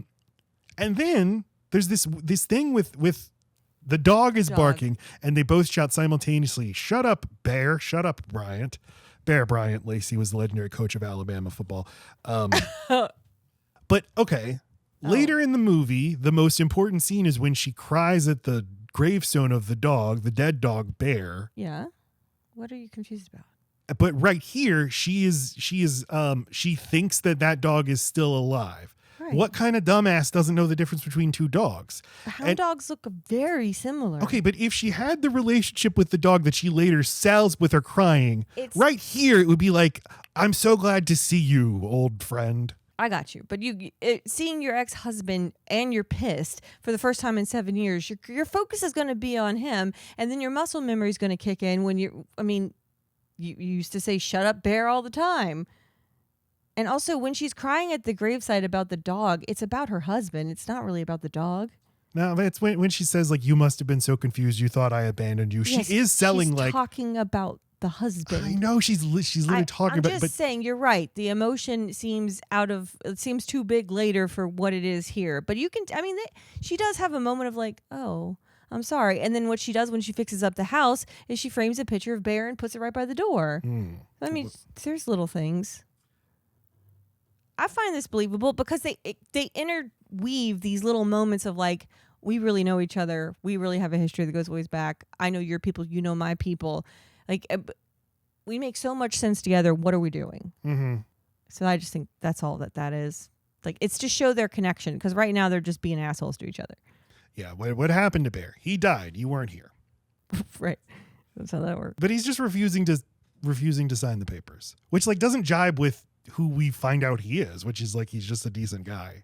Mm-hmm. And he's just like, I'm being an asshole to not sign. I mean, to be fair, she did come in without any benefit of any doubt, just totally like, you piece of shit, you sign my fucking shit's papers now. I mean, like, she came in hot. She could have, come in a little more. I have a feeling that they have a history of like matching heightened level. Like, they match each other in terms of how aggressive they're going to be. Like, if you're going to be a little bitch today, then I'm going to be a little asshole today. Well, then I almost wish she showed up and she was acting so like New York and high society. Boring. So boring. I'm glad she immediately did, because she's never stopped thinking about him. The dream tells you that. Like, she ran away from this life and never really figured out or had closure on it. Just fucking pretended it wasn't there. Proceeded to lie, but then got probably more successful than she ever dreamed. And now she's got to keep lying. You just got to exist with a pit in your stomach. Like, I didn't mean to become a professional and be in articles and be lying. I didn't mean to. This 7 years just zipped by. He locks her out of the house. I ain't signing no papers. But she knows where the key's hidden, so she just lets herself in. And we cut back over to New York, where the mayor of New York, Candace Bergen, is reading a profile of Melanie in GQ about how she was born into one of the wealthiest families in Greenville. Her daddy's in cotton, and all that implies.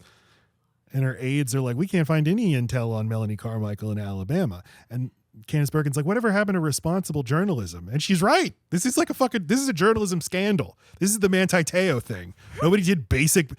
Your job as a journalist is to do like some really basic verification. But these are like New York journalists and it's GQ. Okay, well, these are GQ journalists, and she's got a country accent. They're like, that checks out. Yeah, it seems Who would claim Alabama if it wasn't Alabama? Who cares that it's rich Alabama equals like trashiest California? Again, it's just, she's an imposter. That's the movie. My son doesn't even actually want to marry this girl. He's still getting over the last girl he was with, a nice lawyer from California, much better for our election map. And then we see she doesn't even know her name. Yeah, we see Patrick Dempsey talking to his buddy, and he's like, "I got engaged last night. My mom was so pissed," which seems like the movie suggesting like, oh, maybe he doesn't love her. But then it totally abandons that. Like, no. He loves Reese Witherspoon. This isn't just about him trying to piss off his mom. I think the movie wants to give you little moments of like, oh, I know where this is going. Oh, I don't know where this is going. Oh, I get him. No, I don't. I mean, it plays with your expectations that way. I think you're supposed to be wondering, is it going to be the mom or him that fucked this up? But it's her. It ends up being Melanie. Yeah, I want it to track though and make me think I'm looking at the same character every time I see him. But his mom calls him and she's like, "Hey, surprisingly, my approval rating's gone up 2 points since the wedding announcement. So I like the way this is all going. So let's start get really invested in this wedding now. Let's start planning. And by the way, your little fiance there, if she's got any skeletons in her closet, we need to find out. We need to do Oppo research because the reporters are going to descend on her like hornets. So we got to figure it out if she's got any skeletons in her closet." And again, the mom is right. I'm on the mom's side. Yeah. All right, so Jake, Josh Lucas, calls the sheriff to get Reese Witherspoon kicked out of his house. But it turns out the sheriff's just her old pal Wade. It used to be his dad, which would have worked. But this time it doesn't work. Why? I mean, it doesn't. Everyone in town, when they see her, is just fucking delighted. Yeah, because the town is small and like they really stick together. I think they do a good job of showing how charming small towns can be, especially when like a southern person they don't know walks in and says, I need to see Melanie Carmichael. Never heard of her. What business do you have with her? I can't say. Well, then we've never heard of her. Like they protect each other. And this reads as real. I mean, the way he's acting, these memories they all share. Oh, you yeah. remember the Great Cow Fire of 1920? No, that's too. Damn it! The Cow Fire. I allow it. I like it. I like how much they like her. I wasn't saying I don't like it. I do like it. But she is like a I mean, she's Reese. It's like Reese Witherspoon just arrived. Reese Witherspoon, and he's like, "Hell, Jake, I can't kick her out. It's her house too. You're still married." And he's like, "I believe she still has some outstanding arrest warrants. Didn't she dump your mama's tractor in the catfish pond or whatever?" And like, "Oh God, you're right." So she's taken to jail. Actually, that was a big secret, and so Melanie felt very betrayed. Like, fuck you, Jake. Like, that's some stuff's between us, and now you're mad at me. So you're breaking bonds here, buddy. I guess It is. They're both being very loosey goosey with things that they should not be saying. They're burning bridges in a way that. Do we think she has to return to Pigeon Forge after the movie for the court date for this tractor dumping thing? Positive. She finds herself arrested, and so she calls her parents. We meet her parents, played by Fred Ward and Mary Kay Place. Great character actors both. They live in a double-wide trailer.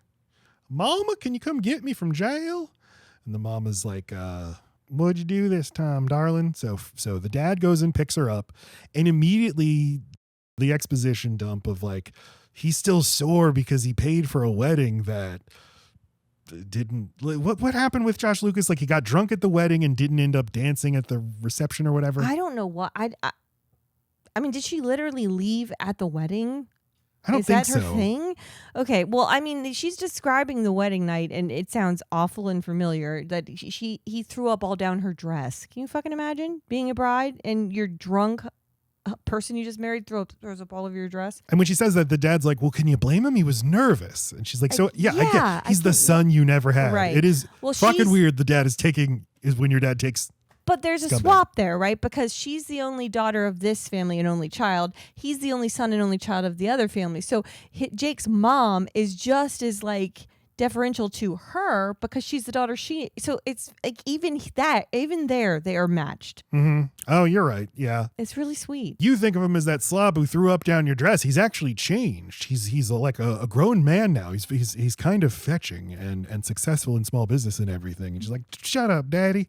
And they go to the house. The dad is very excited to show this new chair that he's gotten for Christmas. Just one of these runners the movie thinks is much funnier than it is. It's not. Like, oh, wow, that chair made you go backwards hard. "I got this for Christmas." She's like, "Isn't that the Christmas you were supposed to come see me in New York?" And it's Mom's kind of like, shitty that she bought them tickets and asked them to come and then they didn't do it. Yeah, I know. It's also, why is the movie not making anything Reese Witherspoon's fault? Her parents are literally neglecting her. It's not that she's neglecting her parents. She bought them. "Please come see me. I want you to come spend Christmas with me. I bought you the fucking plane tickets and you just didn't because you said you were busy." And this is confusing because mom, Me living in New York is literally me doing your dream. No, the mom makes no sense. It makes no fuck. I do not understand. I mean, like, makes no sense from scene to scene. It's like, I need you to get out of here. No, I don't want to hear about your big fancy life out there.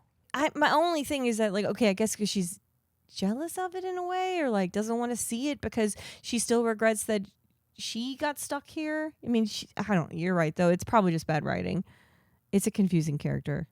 But we do get our first look at one of many Confederate flags in the house. My God. And there's two. There's two in this one fucking room. They see her wedding ring and they're like, oh my God, that's a huge wedding ring. And the dad's like, honey, why don't you get some of that bologna cake out of the icebox? What the fuck is a bologna cake? I don't know. I was like, is that like a Sara Lee cake? Like she didn't bake it, so it's bologna? Like it's fake cake? As in stupid? No, just it's like it's cheap. It's easy. Okay. I mean, that's what it is, but but bologna cake, because if it's not homemade, it's bologna. It has to be.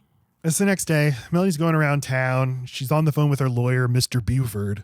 How long does a contested divorce take? 18 months? I don't got 18 months. I need to be divorced right now. And then she runs into Ethan Embry, who we just met in Can't Hardly Wait a few weeks ago.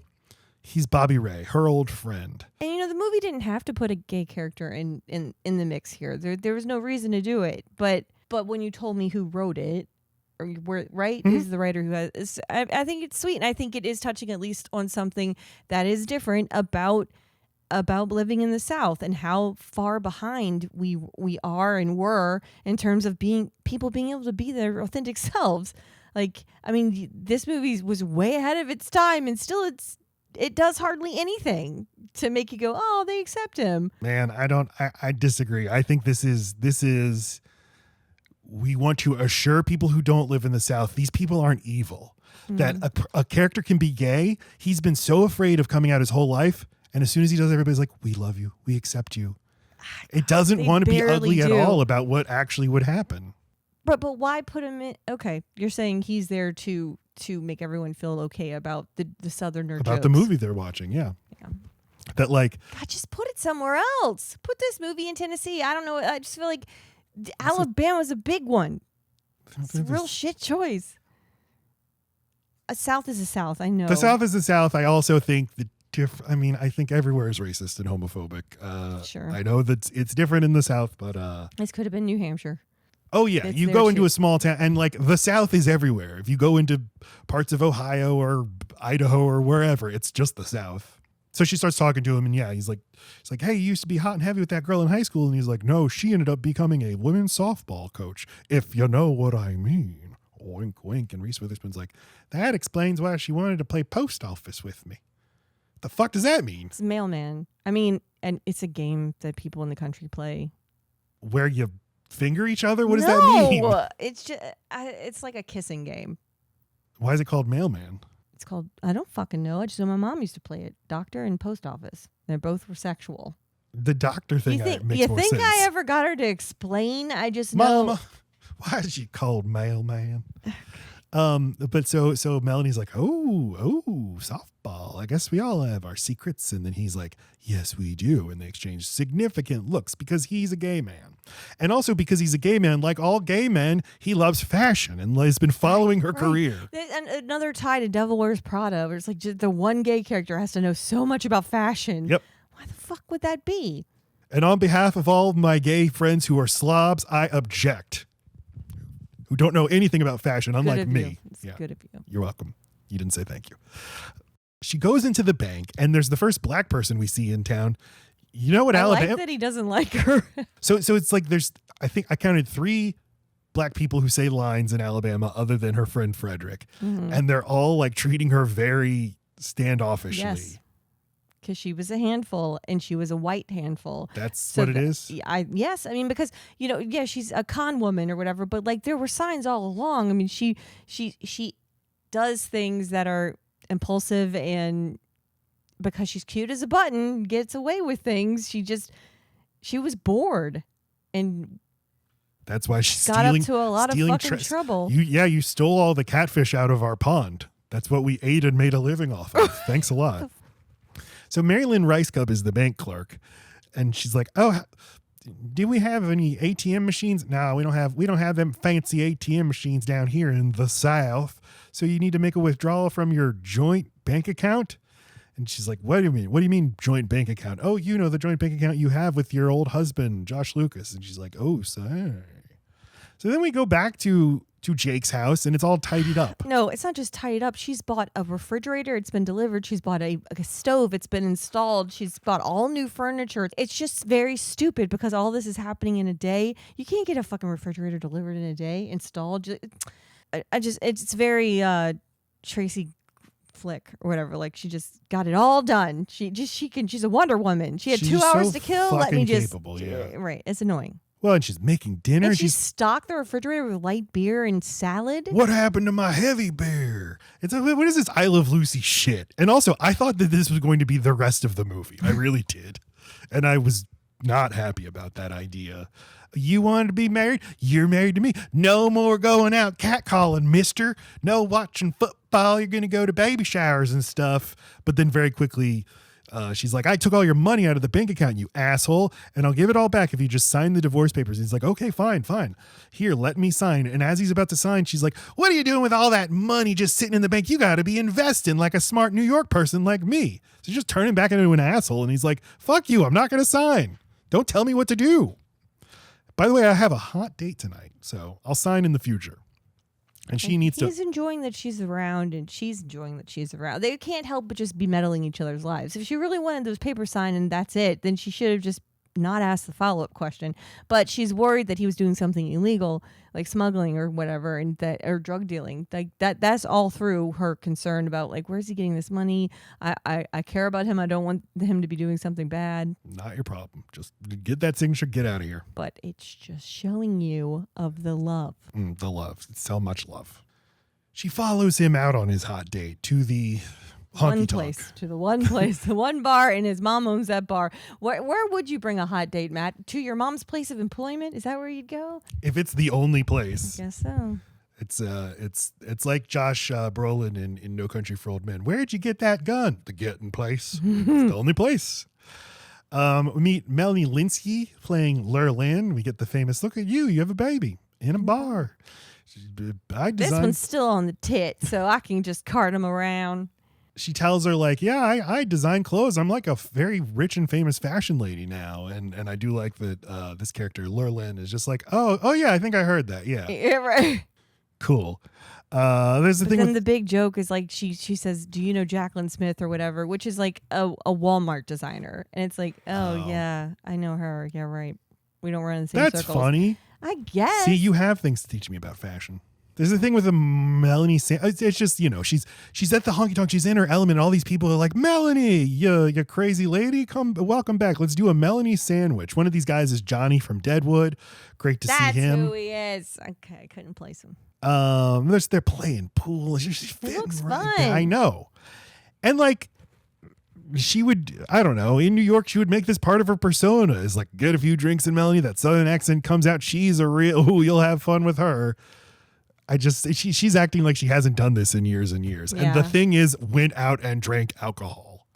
Because later she's like, how can you animals live like this? Right. Going and being with your friends in a bar? What's wrong with you? Well, I think she's just trying to talk herself out of it, right? Like I made the right decision. I don't miss this at all. Yeah.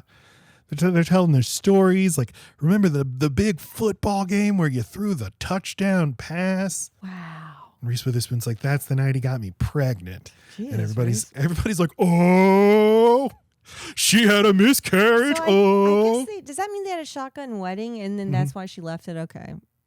That's pretty traumatic. Yeah. And he's like, but does everybody need to know? Tell everybody, right. Please. Thank you. And she's like, oh, come on, Josh, Jake. Come on. You.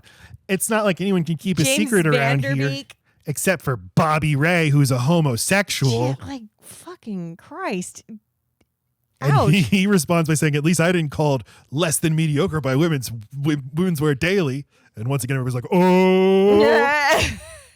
So she's very drunk and she's going to drive home and she's like lecturing everybody about how you all live like fucking hillbillies in this bar listening to music on a radio. What's wrong with you? The biggest victim of this entire movie, though, is Star, right? Like, who's Star? The person he's on the hot date with, who is like totally just watching them fall back in love. And then she's about to like just graciously be like, okay, I get it, your ex-wife's here, bye. And he's like, can you follow us home? Jesus Christ, you know your all's homes are like 7 miles apart, right? Down dirt roads. Yeah, let me follow your drunk ass so that, well, he's not drunk, but justice for Star. You're right. Star doesn't come back. We should get this movie wraps up so many things. We see that Andrew gets to live happily ever after. We should get a picture of Star with someone. She's a third with Melanie's parents now. We get a classic drunk like, give me my purse out of Reese Witherspoon. And I don't know you.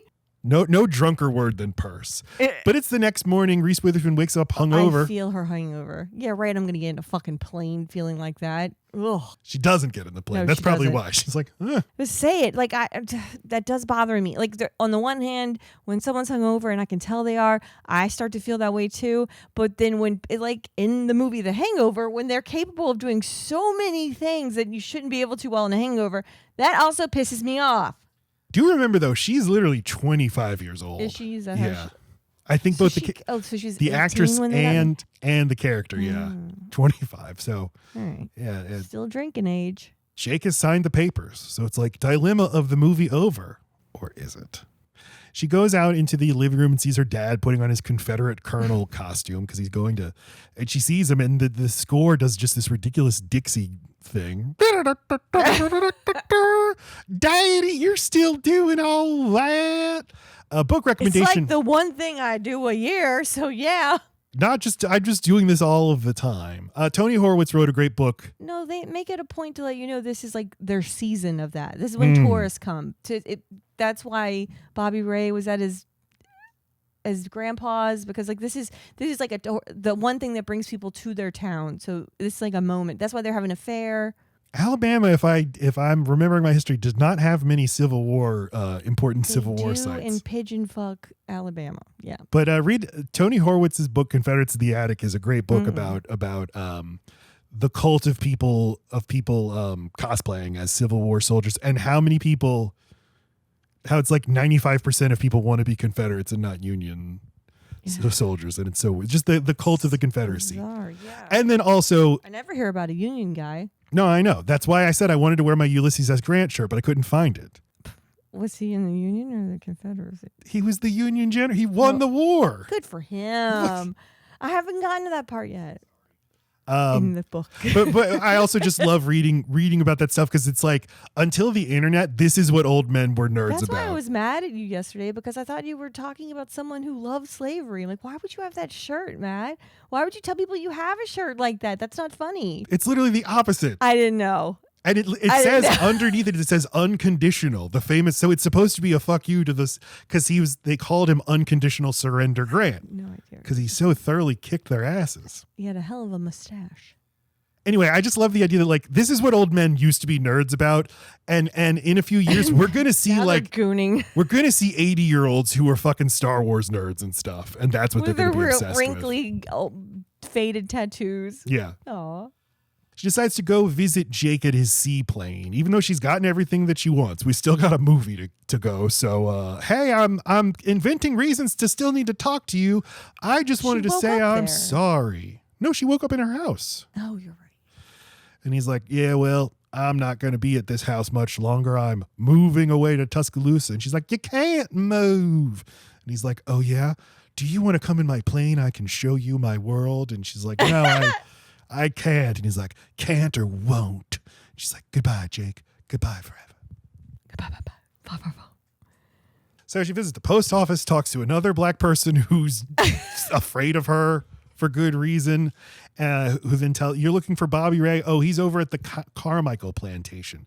So goes to the Carmichael Plantation. Oh, okay. So I was like, why does she end up here? This is all very clunky, but it's like, okay, well, she made a point to say goodbye this time. She literally ran out on these people, including Bobby Ray, the first time. right? I mean, and everyone seems wounded. Everyone seems scarred from it. That's probably why the parents didn't go visit. Like, well, you just fucking left, dude. Like, but how would you? I don't know. You'd think there'd be some planning. How'd she afford that? Did she use the wedding gifts to pay for the flight, and then she just?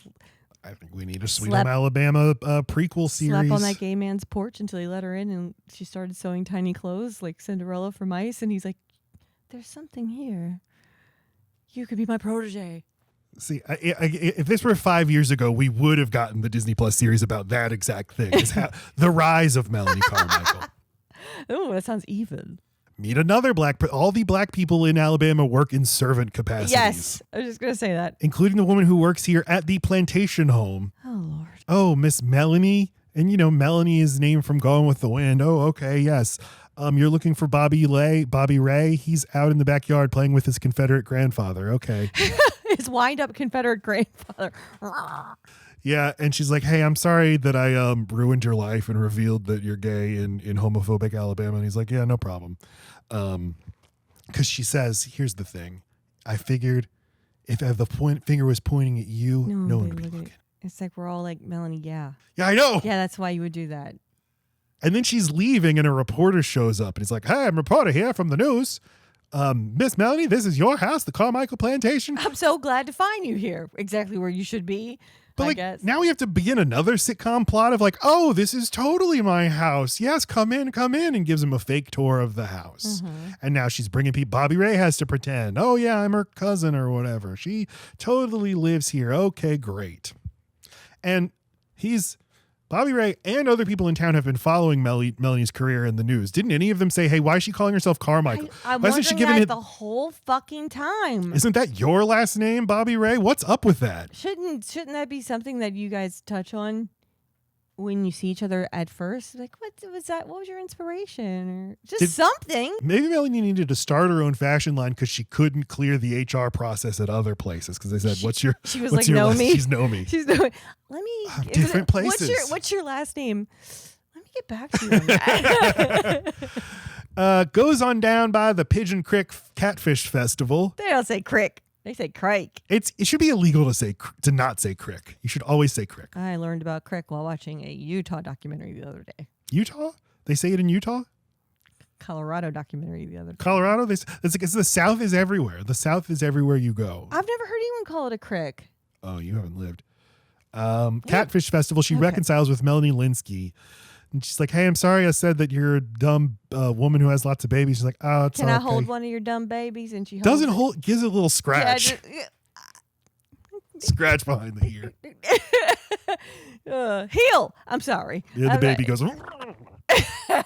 And now here, Melanie Linsky, who's playing. And you know what? I like that they don't have her hold a baby, and then Jake look at her longingly, like, "Oh, that's what it should have been like." That because there's no inkling that she wants to settle down and have a kid just because now they're back together. She wants to continue her career. She's only fucking 25. In the post credits, they are showing photographs of their new life, and they immediately have a kid in New York. Oh. The TV did that thing where it went on to the next thing. Yeah, TV's like, "You are not watching these credits." No. Yeah, you fucked up Bride of Chucky last week. We're going to keep going with this. No, but Laci, you are right. It is a triumph of this movie that it does not have the exact scene you just described of him looking over at her holding a baby on her hip. Baby on my hip. Put that baby on my hip. So Lurlyn is like, "Yeah, Jake went to go find you in New York." "Hey, Dad." "Yeah, but he said New York was so big. He'd never seen anything like it." He forgot to look you up in the big book and he couldn't find you. How big of bumpkins are these supposed to be, man? No, he found her. He just longingly looked at her. No, but New York was so big, I'd never seen anything like it. That's how I felt when I went to New York. Every time I go to New York, I'm like overwhelmed with where would I even start. I know, but they're describing it like it's Mordor. This is not that long ago. I don't know. I know, but like I'm not that long ago. I'm right now, and I feel that way about New York. To go as one person looking for another person, get there and feel like I can't fucking compete. If I was going to find you because I finally got a divorce and like, "Matt, I'm ready for you," but you wouldn't call me back, and like, I'll just make a big grand thing. I'll just show up, like the Jimmy Eat World song. Yes, right. And I find you and you're at a restaurant laughing with someone or something, and I'm outside and I'm like, I barely found this restaurant. I'm going to go home now. I think that makes sense. Okay, I award this movie 1 extra half star. So he figured he needed to conquer the world before he could win you back. And Melanie's like, that's why he kept sending the papers back unsigned. Yes, of course. That's why he didn't give you a divorce. Win his fortune. Sending me little shards of glass in every single envelope. Sending me a flayed finger. No, I mean up to like clues of his new business. He has 2 businesses. One of them involves fingers. Finger, right, yeah. But yeah, I mean, this is just Gatsby and Daisy. I'll make a fortune and then it'll be convenient because we'll still be married. We won't have to get married again. Okay, but I like that he really does give her space. He does not answer the phone. He knows that she's kind of falling back into old habits and realizes she's comfortable and misses him. And he can see she's trying to talk herself out of marrying the other guy, and he's not convinced it's the right thing for her. Yeah, it's all in the performance. Yeah, I know. If he acted like a human being, the movie would be a little more interesting. Like if he had a little bit of selfishness, but instead he's doing the most. But they both are like that, though. Both guys are just like, Melanie. I know. That's why it's not interesting. So Jake shows up with Bobby Ray to the hoedown. He's like, everybody, this is my gay friend, Bobby Ray. Does anybody have a problem with him being a gay man? And they're all like, no, of course not. We're not like that in the South anymore. He's like, good. Y'all aren't my type anyway. And they're all like, oh my God, guard our buttholes. Someone cork my butthole. I can't believe they don't have a single black friend. It's surprising to not have the one black friend in their group. It's just scared older black This is my men. black friend, everybody. Do you have a problem with that? Well, because all of that generation of black young men have been told, look, that fucking Melanie Carmichael, she blew me up. She fucking put so postage normally stamps. there would be. Right. But they've all been steer clear of Melanie Carmichael and her gang. So she or Snooter. Smooter. Whatever. It's a great name, Smooter. This is horrible. So it is a great scene where she, talks to her dead dog at the cemetery. Oh, a pet cemetery. I'll go see that. What's going on? It's literally a coon cemetery. And I'm like, oh. But I know that's the type of dog. But ouch. There's a cemetery just for for hound dogs who hunt raccoons. Great. Goes in, says, you probably never even knew why I left. You probably, and then Josh Lucas overhears her and is like, I told the dog it was my fault you left. And then they start having like you ever wonder, Melanie, what it would have been like if you'd never gotten pregnant? I used to think that baby would be an adventure, but now I realize it would have been your only adventure. Not mine, though. I'd been getting drunk and throwing up on the baby, just like I did your dress. Getting struck by lightning, just for fun, not for like a job or anything. So no, she didn't run out of she didn't flee the night of her wedding, because clearly more time passed. She then had a miscarriage, and that we don't know how much longer after that she left, right. But this also colors the movie in a weird way. So she fled because of grief. And I can't be with Josh Lucas anymore because he reminds me too much of. No. She was mad with him, and they both were too young to have a baby. I think they were both not totally pumped about the shotgun wedding. They're in love. They want to be together, but not like this. And so they both feel a little trapped. He starts drinking. She's having these wishy-washy feelings, and this is not what she wants to do with her life. She's definitely upset her mother. And then she miscarries, and she's like, thank God, I'm leaving. So I don't think it's grief. I think it's it's relief. She says it's relief. She does say it's relief. She's treating it. I guess she's selfish. She stays selfish. She'll always be selfish. But that's not selfish. But the movie's treating it like it's selfish. But they're crying and they kiss each other. And they dig up the dead dog. They kiss him. I'm feeling like I was so happy in New York, but then I come here and everything feels right. Which I've not picked up on watching you in this movie, Melanie. I just disagree. All right, it's the next morning. Melanie's mom is lecturing her you can't be with that Why Jake. is he dressed like Steve Jobs? And on the cover of this movie, she's dressed like Steve Jobs. Is that the New York That's how you look? know New York, yeah. All right. You're talking about Andrew McCarthy. Hammond. I was going to say McCarthy too. McDreamy. Yeah, Patrick Dempsey. He arrives in town and arrives at the Carmichael place. Don't do that. Why would he do? Don't do that. It's fucking weird. When if someone you love went to go handle something, don't come surprise them. Don't surprise anybody Ever. anytime. It's fucking weird. She said she wanted to do it by herself, and what now? She's been away too long, so you need to come check up on her. Creep. Yeah. But she doesn't make a big deal about that. It's just the movie plants these little moments all along. We're like, because he's on a secret mission from his mom to go get the real intel on the. There's no way he would do that. Yeah, her mom is like, Melanie, I see that you were hanging out with that no good Nick Jake last night. Don't let him get his claws into you. Jake Perry. That Nick Jake? That no good Nick Jake. Oh, okay. With Nicholas Jake last night. No, Nicholas Jake.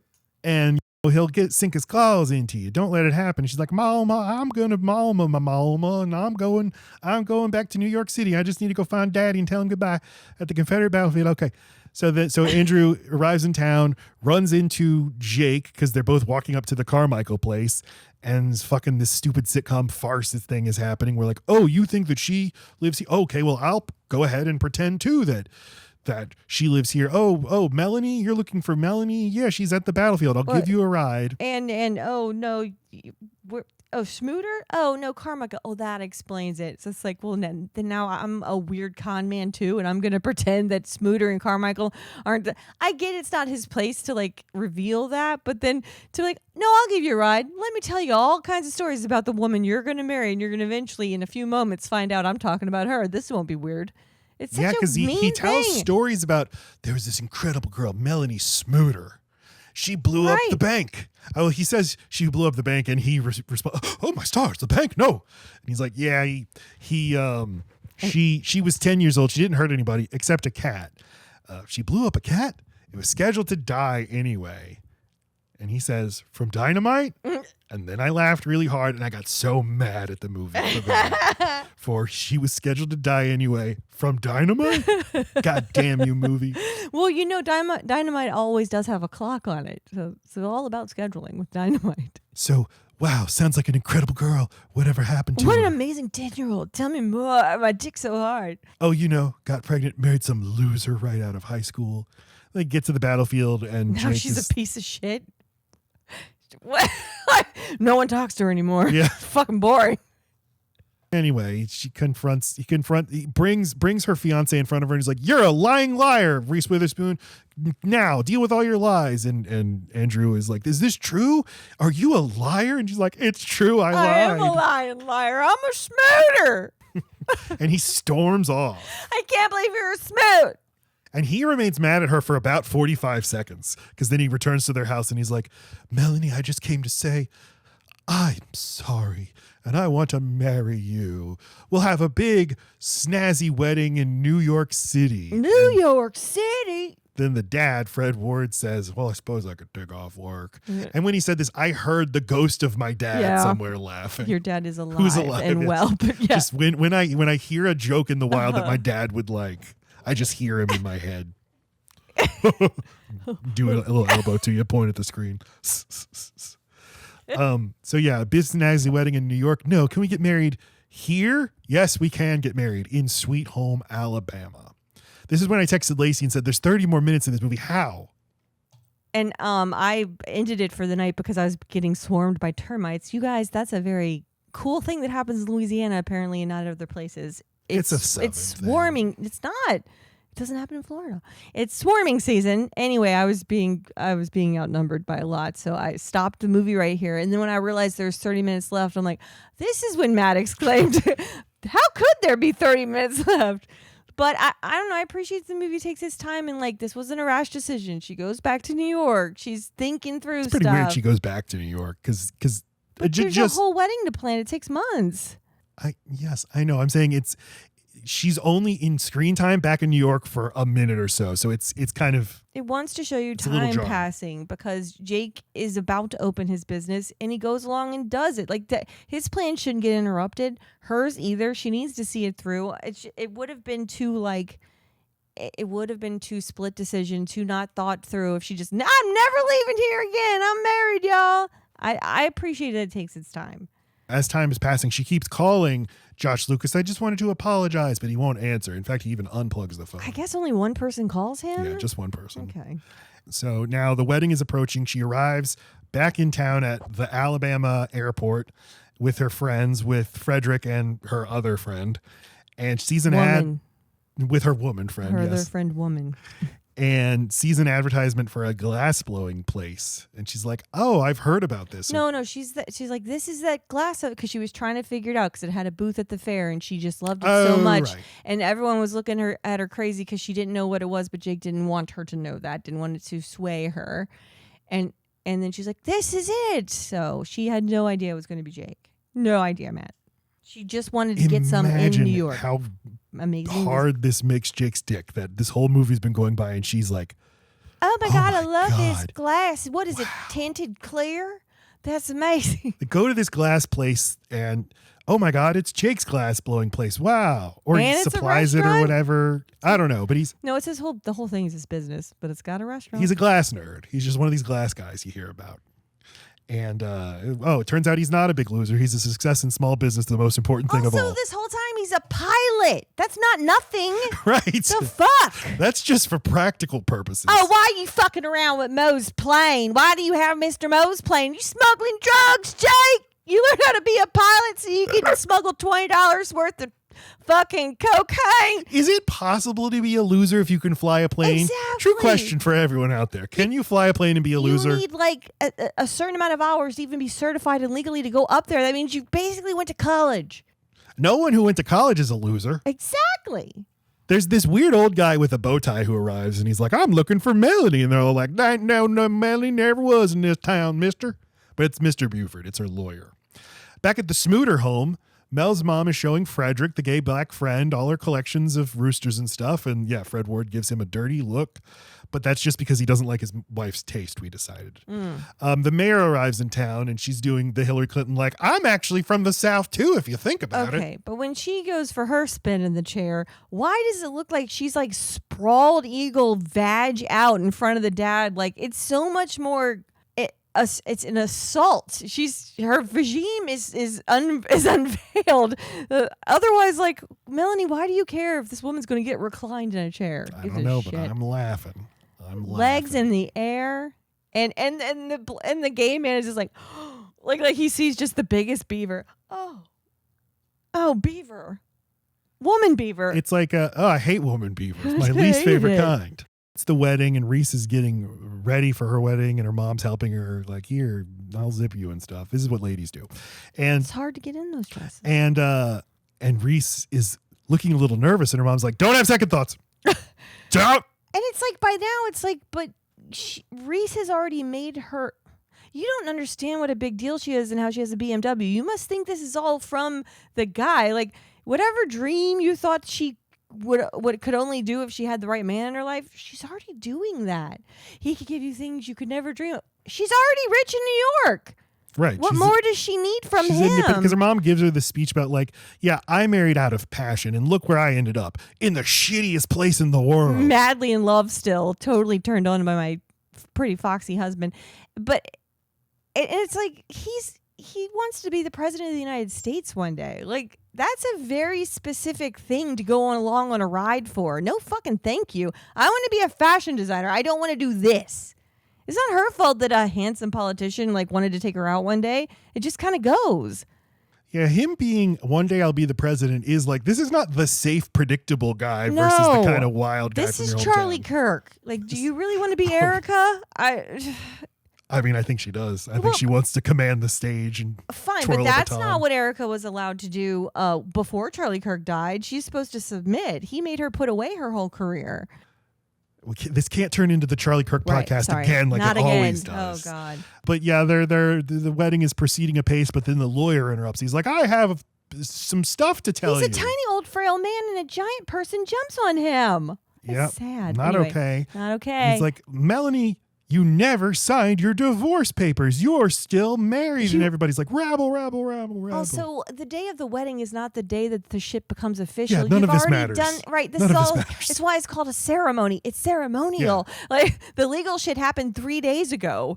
Or it's like, "Oh, we'll fucking take care of this in 6 months." It doesn't fucking matter. Right, you're going to crash this giant debutante-style FBI-secured wedding Anyway.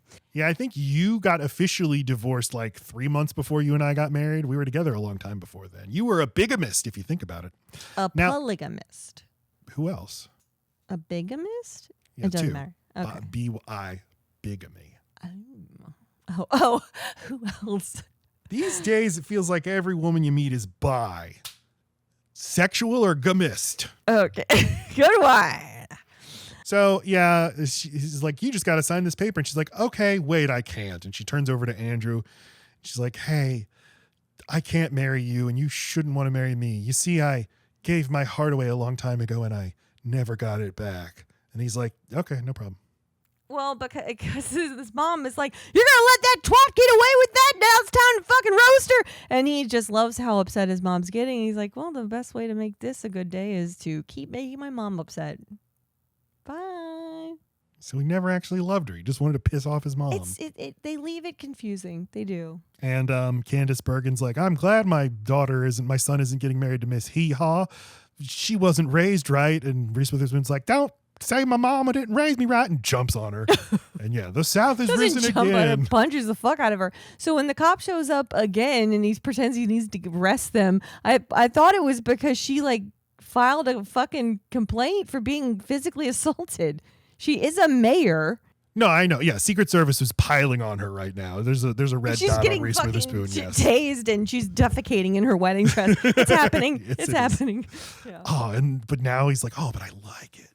Anyway, she runs to Josh Lucas is off in the rain because it's raining. Of course, he's at the beach where they did the thing. He's a storm chaser. That's kind of cool. He has to chase it so he can put his lightning rods into the ground. Yeah, and he's like, shouldn't you be with your husband? And she's like, I am. It's you, my husband. Also, by the time I'm in a wet wedding dress and I've followed you to the beach and I'm like, hey, can't you just pretty much turn around and expect what I'm about to say to you? I know. No, okay, like, bye, Jake. I just want to say goodbye. My husband's super wet and up there, and we're about to go on our honeymoon. Let's play this out. Play for time. Yeah. So what are you doing here? What do you want to marry me for? I give you 2 guesses, you piece of shit. So I can kiss you whenever I want to. I love their little party. Big old party at the honky tonk. Everyone's there. Everyone's happy. And in the credits, we see Andrew. He's getting married to Melanie's best friend, the woman. What? Yeah, he's getting married to her friend. Maybe it's not her. She's just the only other woman in the movie. And we see, Josh Lucas he's a small businessman in Manhattan with glass blowing. And she really? And she has a baby up there. And wow, you really can have it all. Okay, but I think it is nice that they actually. I just assumed she would move her fashion company to Alabama. Nope. He nice. moved up to New York with her, and her parents visit her all the time. Okay, wow, those credits really did wrap things up, didn't they? They really did. And you get to see photos. Like they go a lot into this. So this is.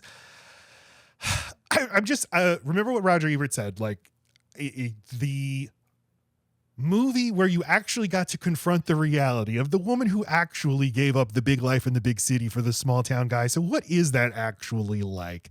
And this is what is led to my feelings of conflict about this movie, about how characters will change from scene to scene. And I can't even really track who is Melanie. What does she really want? I was feeling very conflicted. It's very complicated. And as you know, to process these complicated feelings, I have to turn to my pen to write a song. I wrote a song. Now listen. Okay.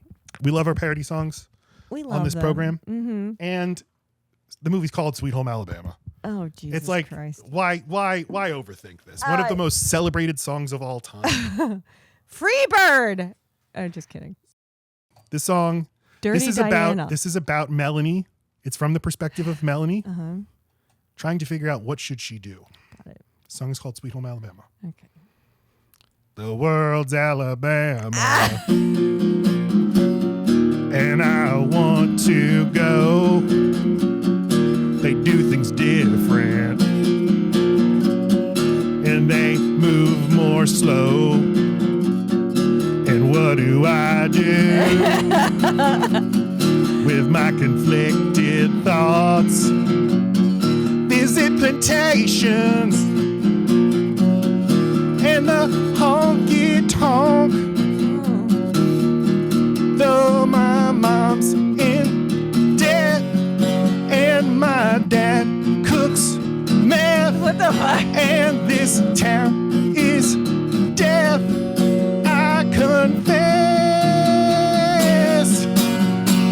Despite all my Reese, I am still just a rat with some cheese. Okay. Despite all my Reese, I am still just a rat with some cheese. Cheese! Marry they with my mom who can never be pleased. Despite all my Reese, I am still just a rat with some cheese. Despite all my Reese, I am still just a Witherspoon on my knees. There we go.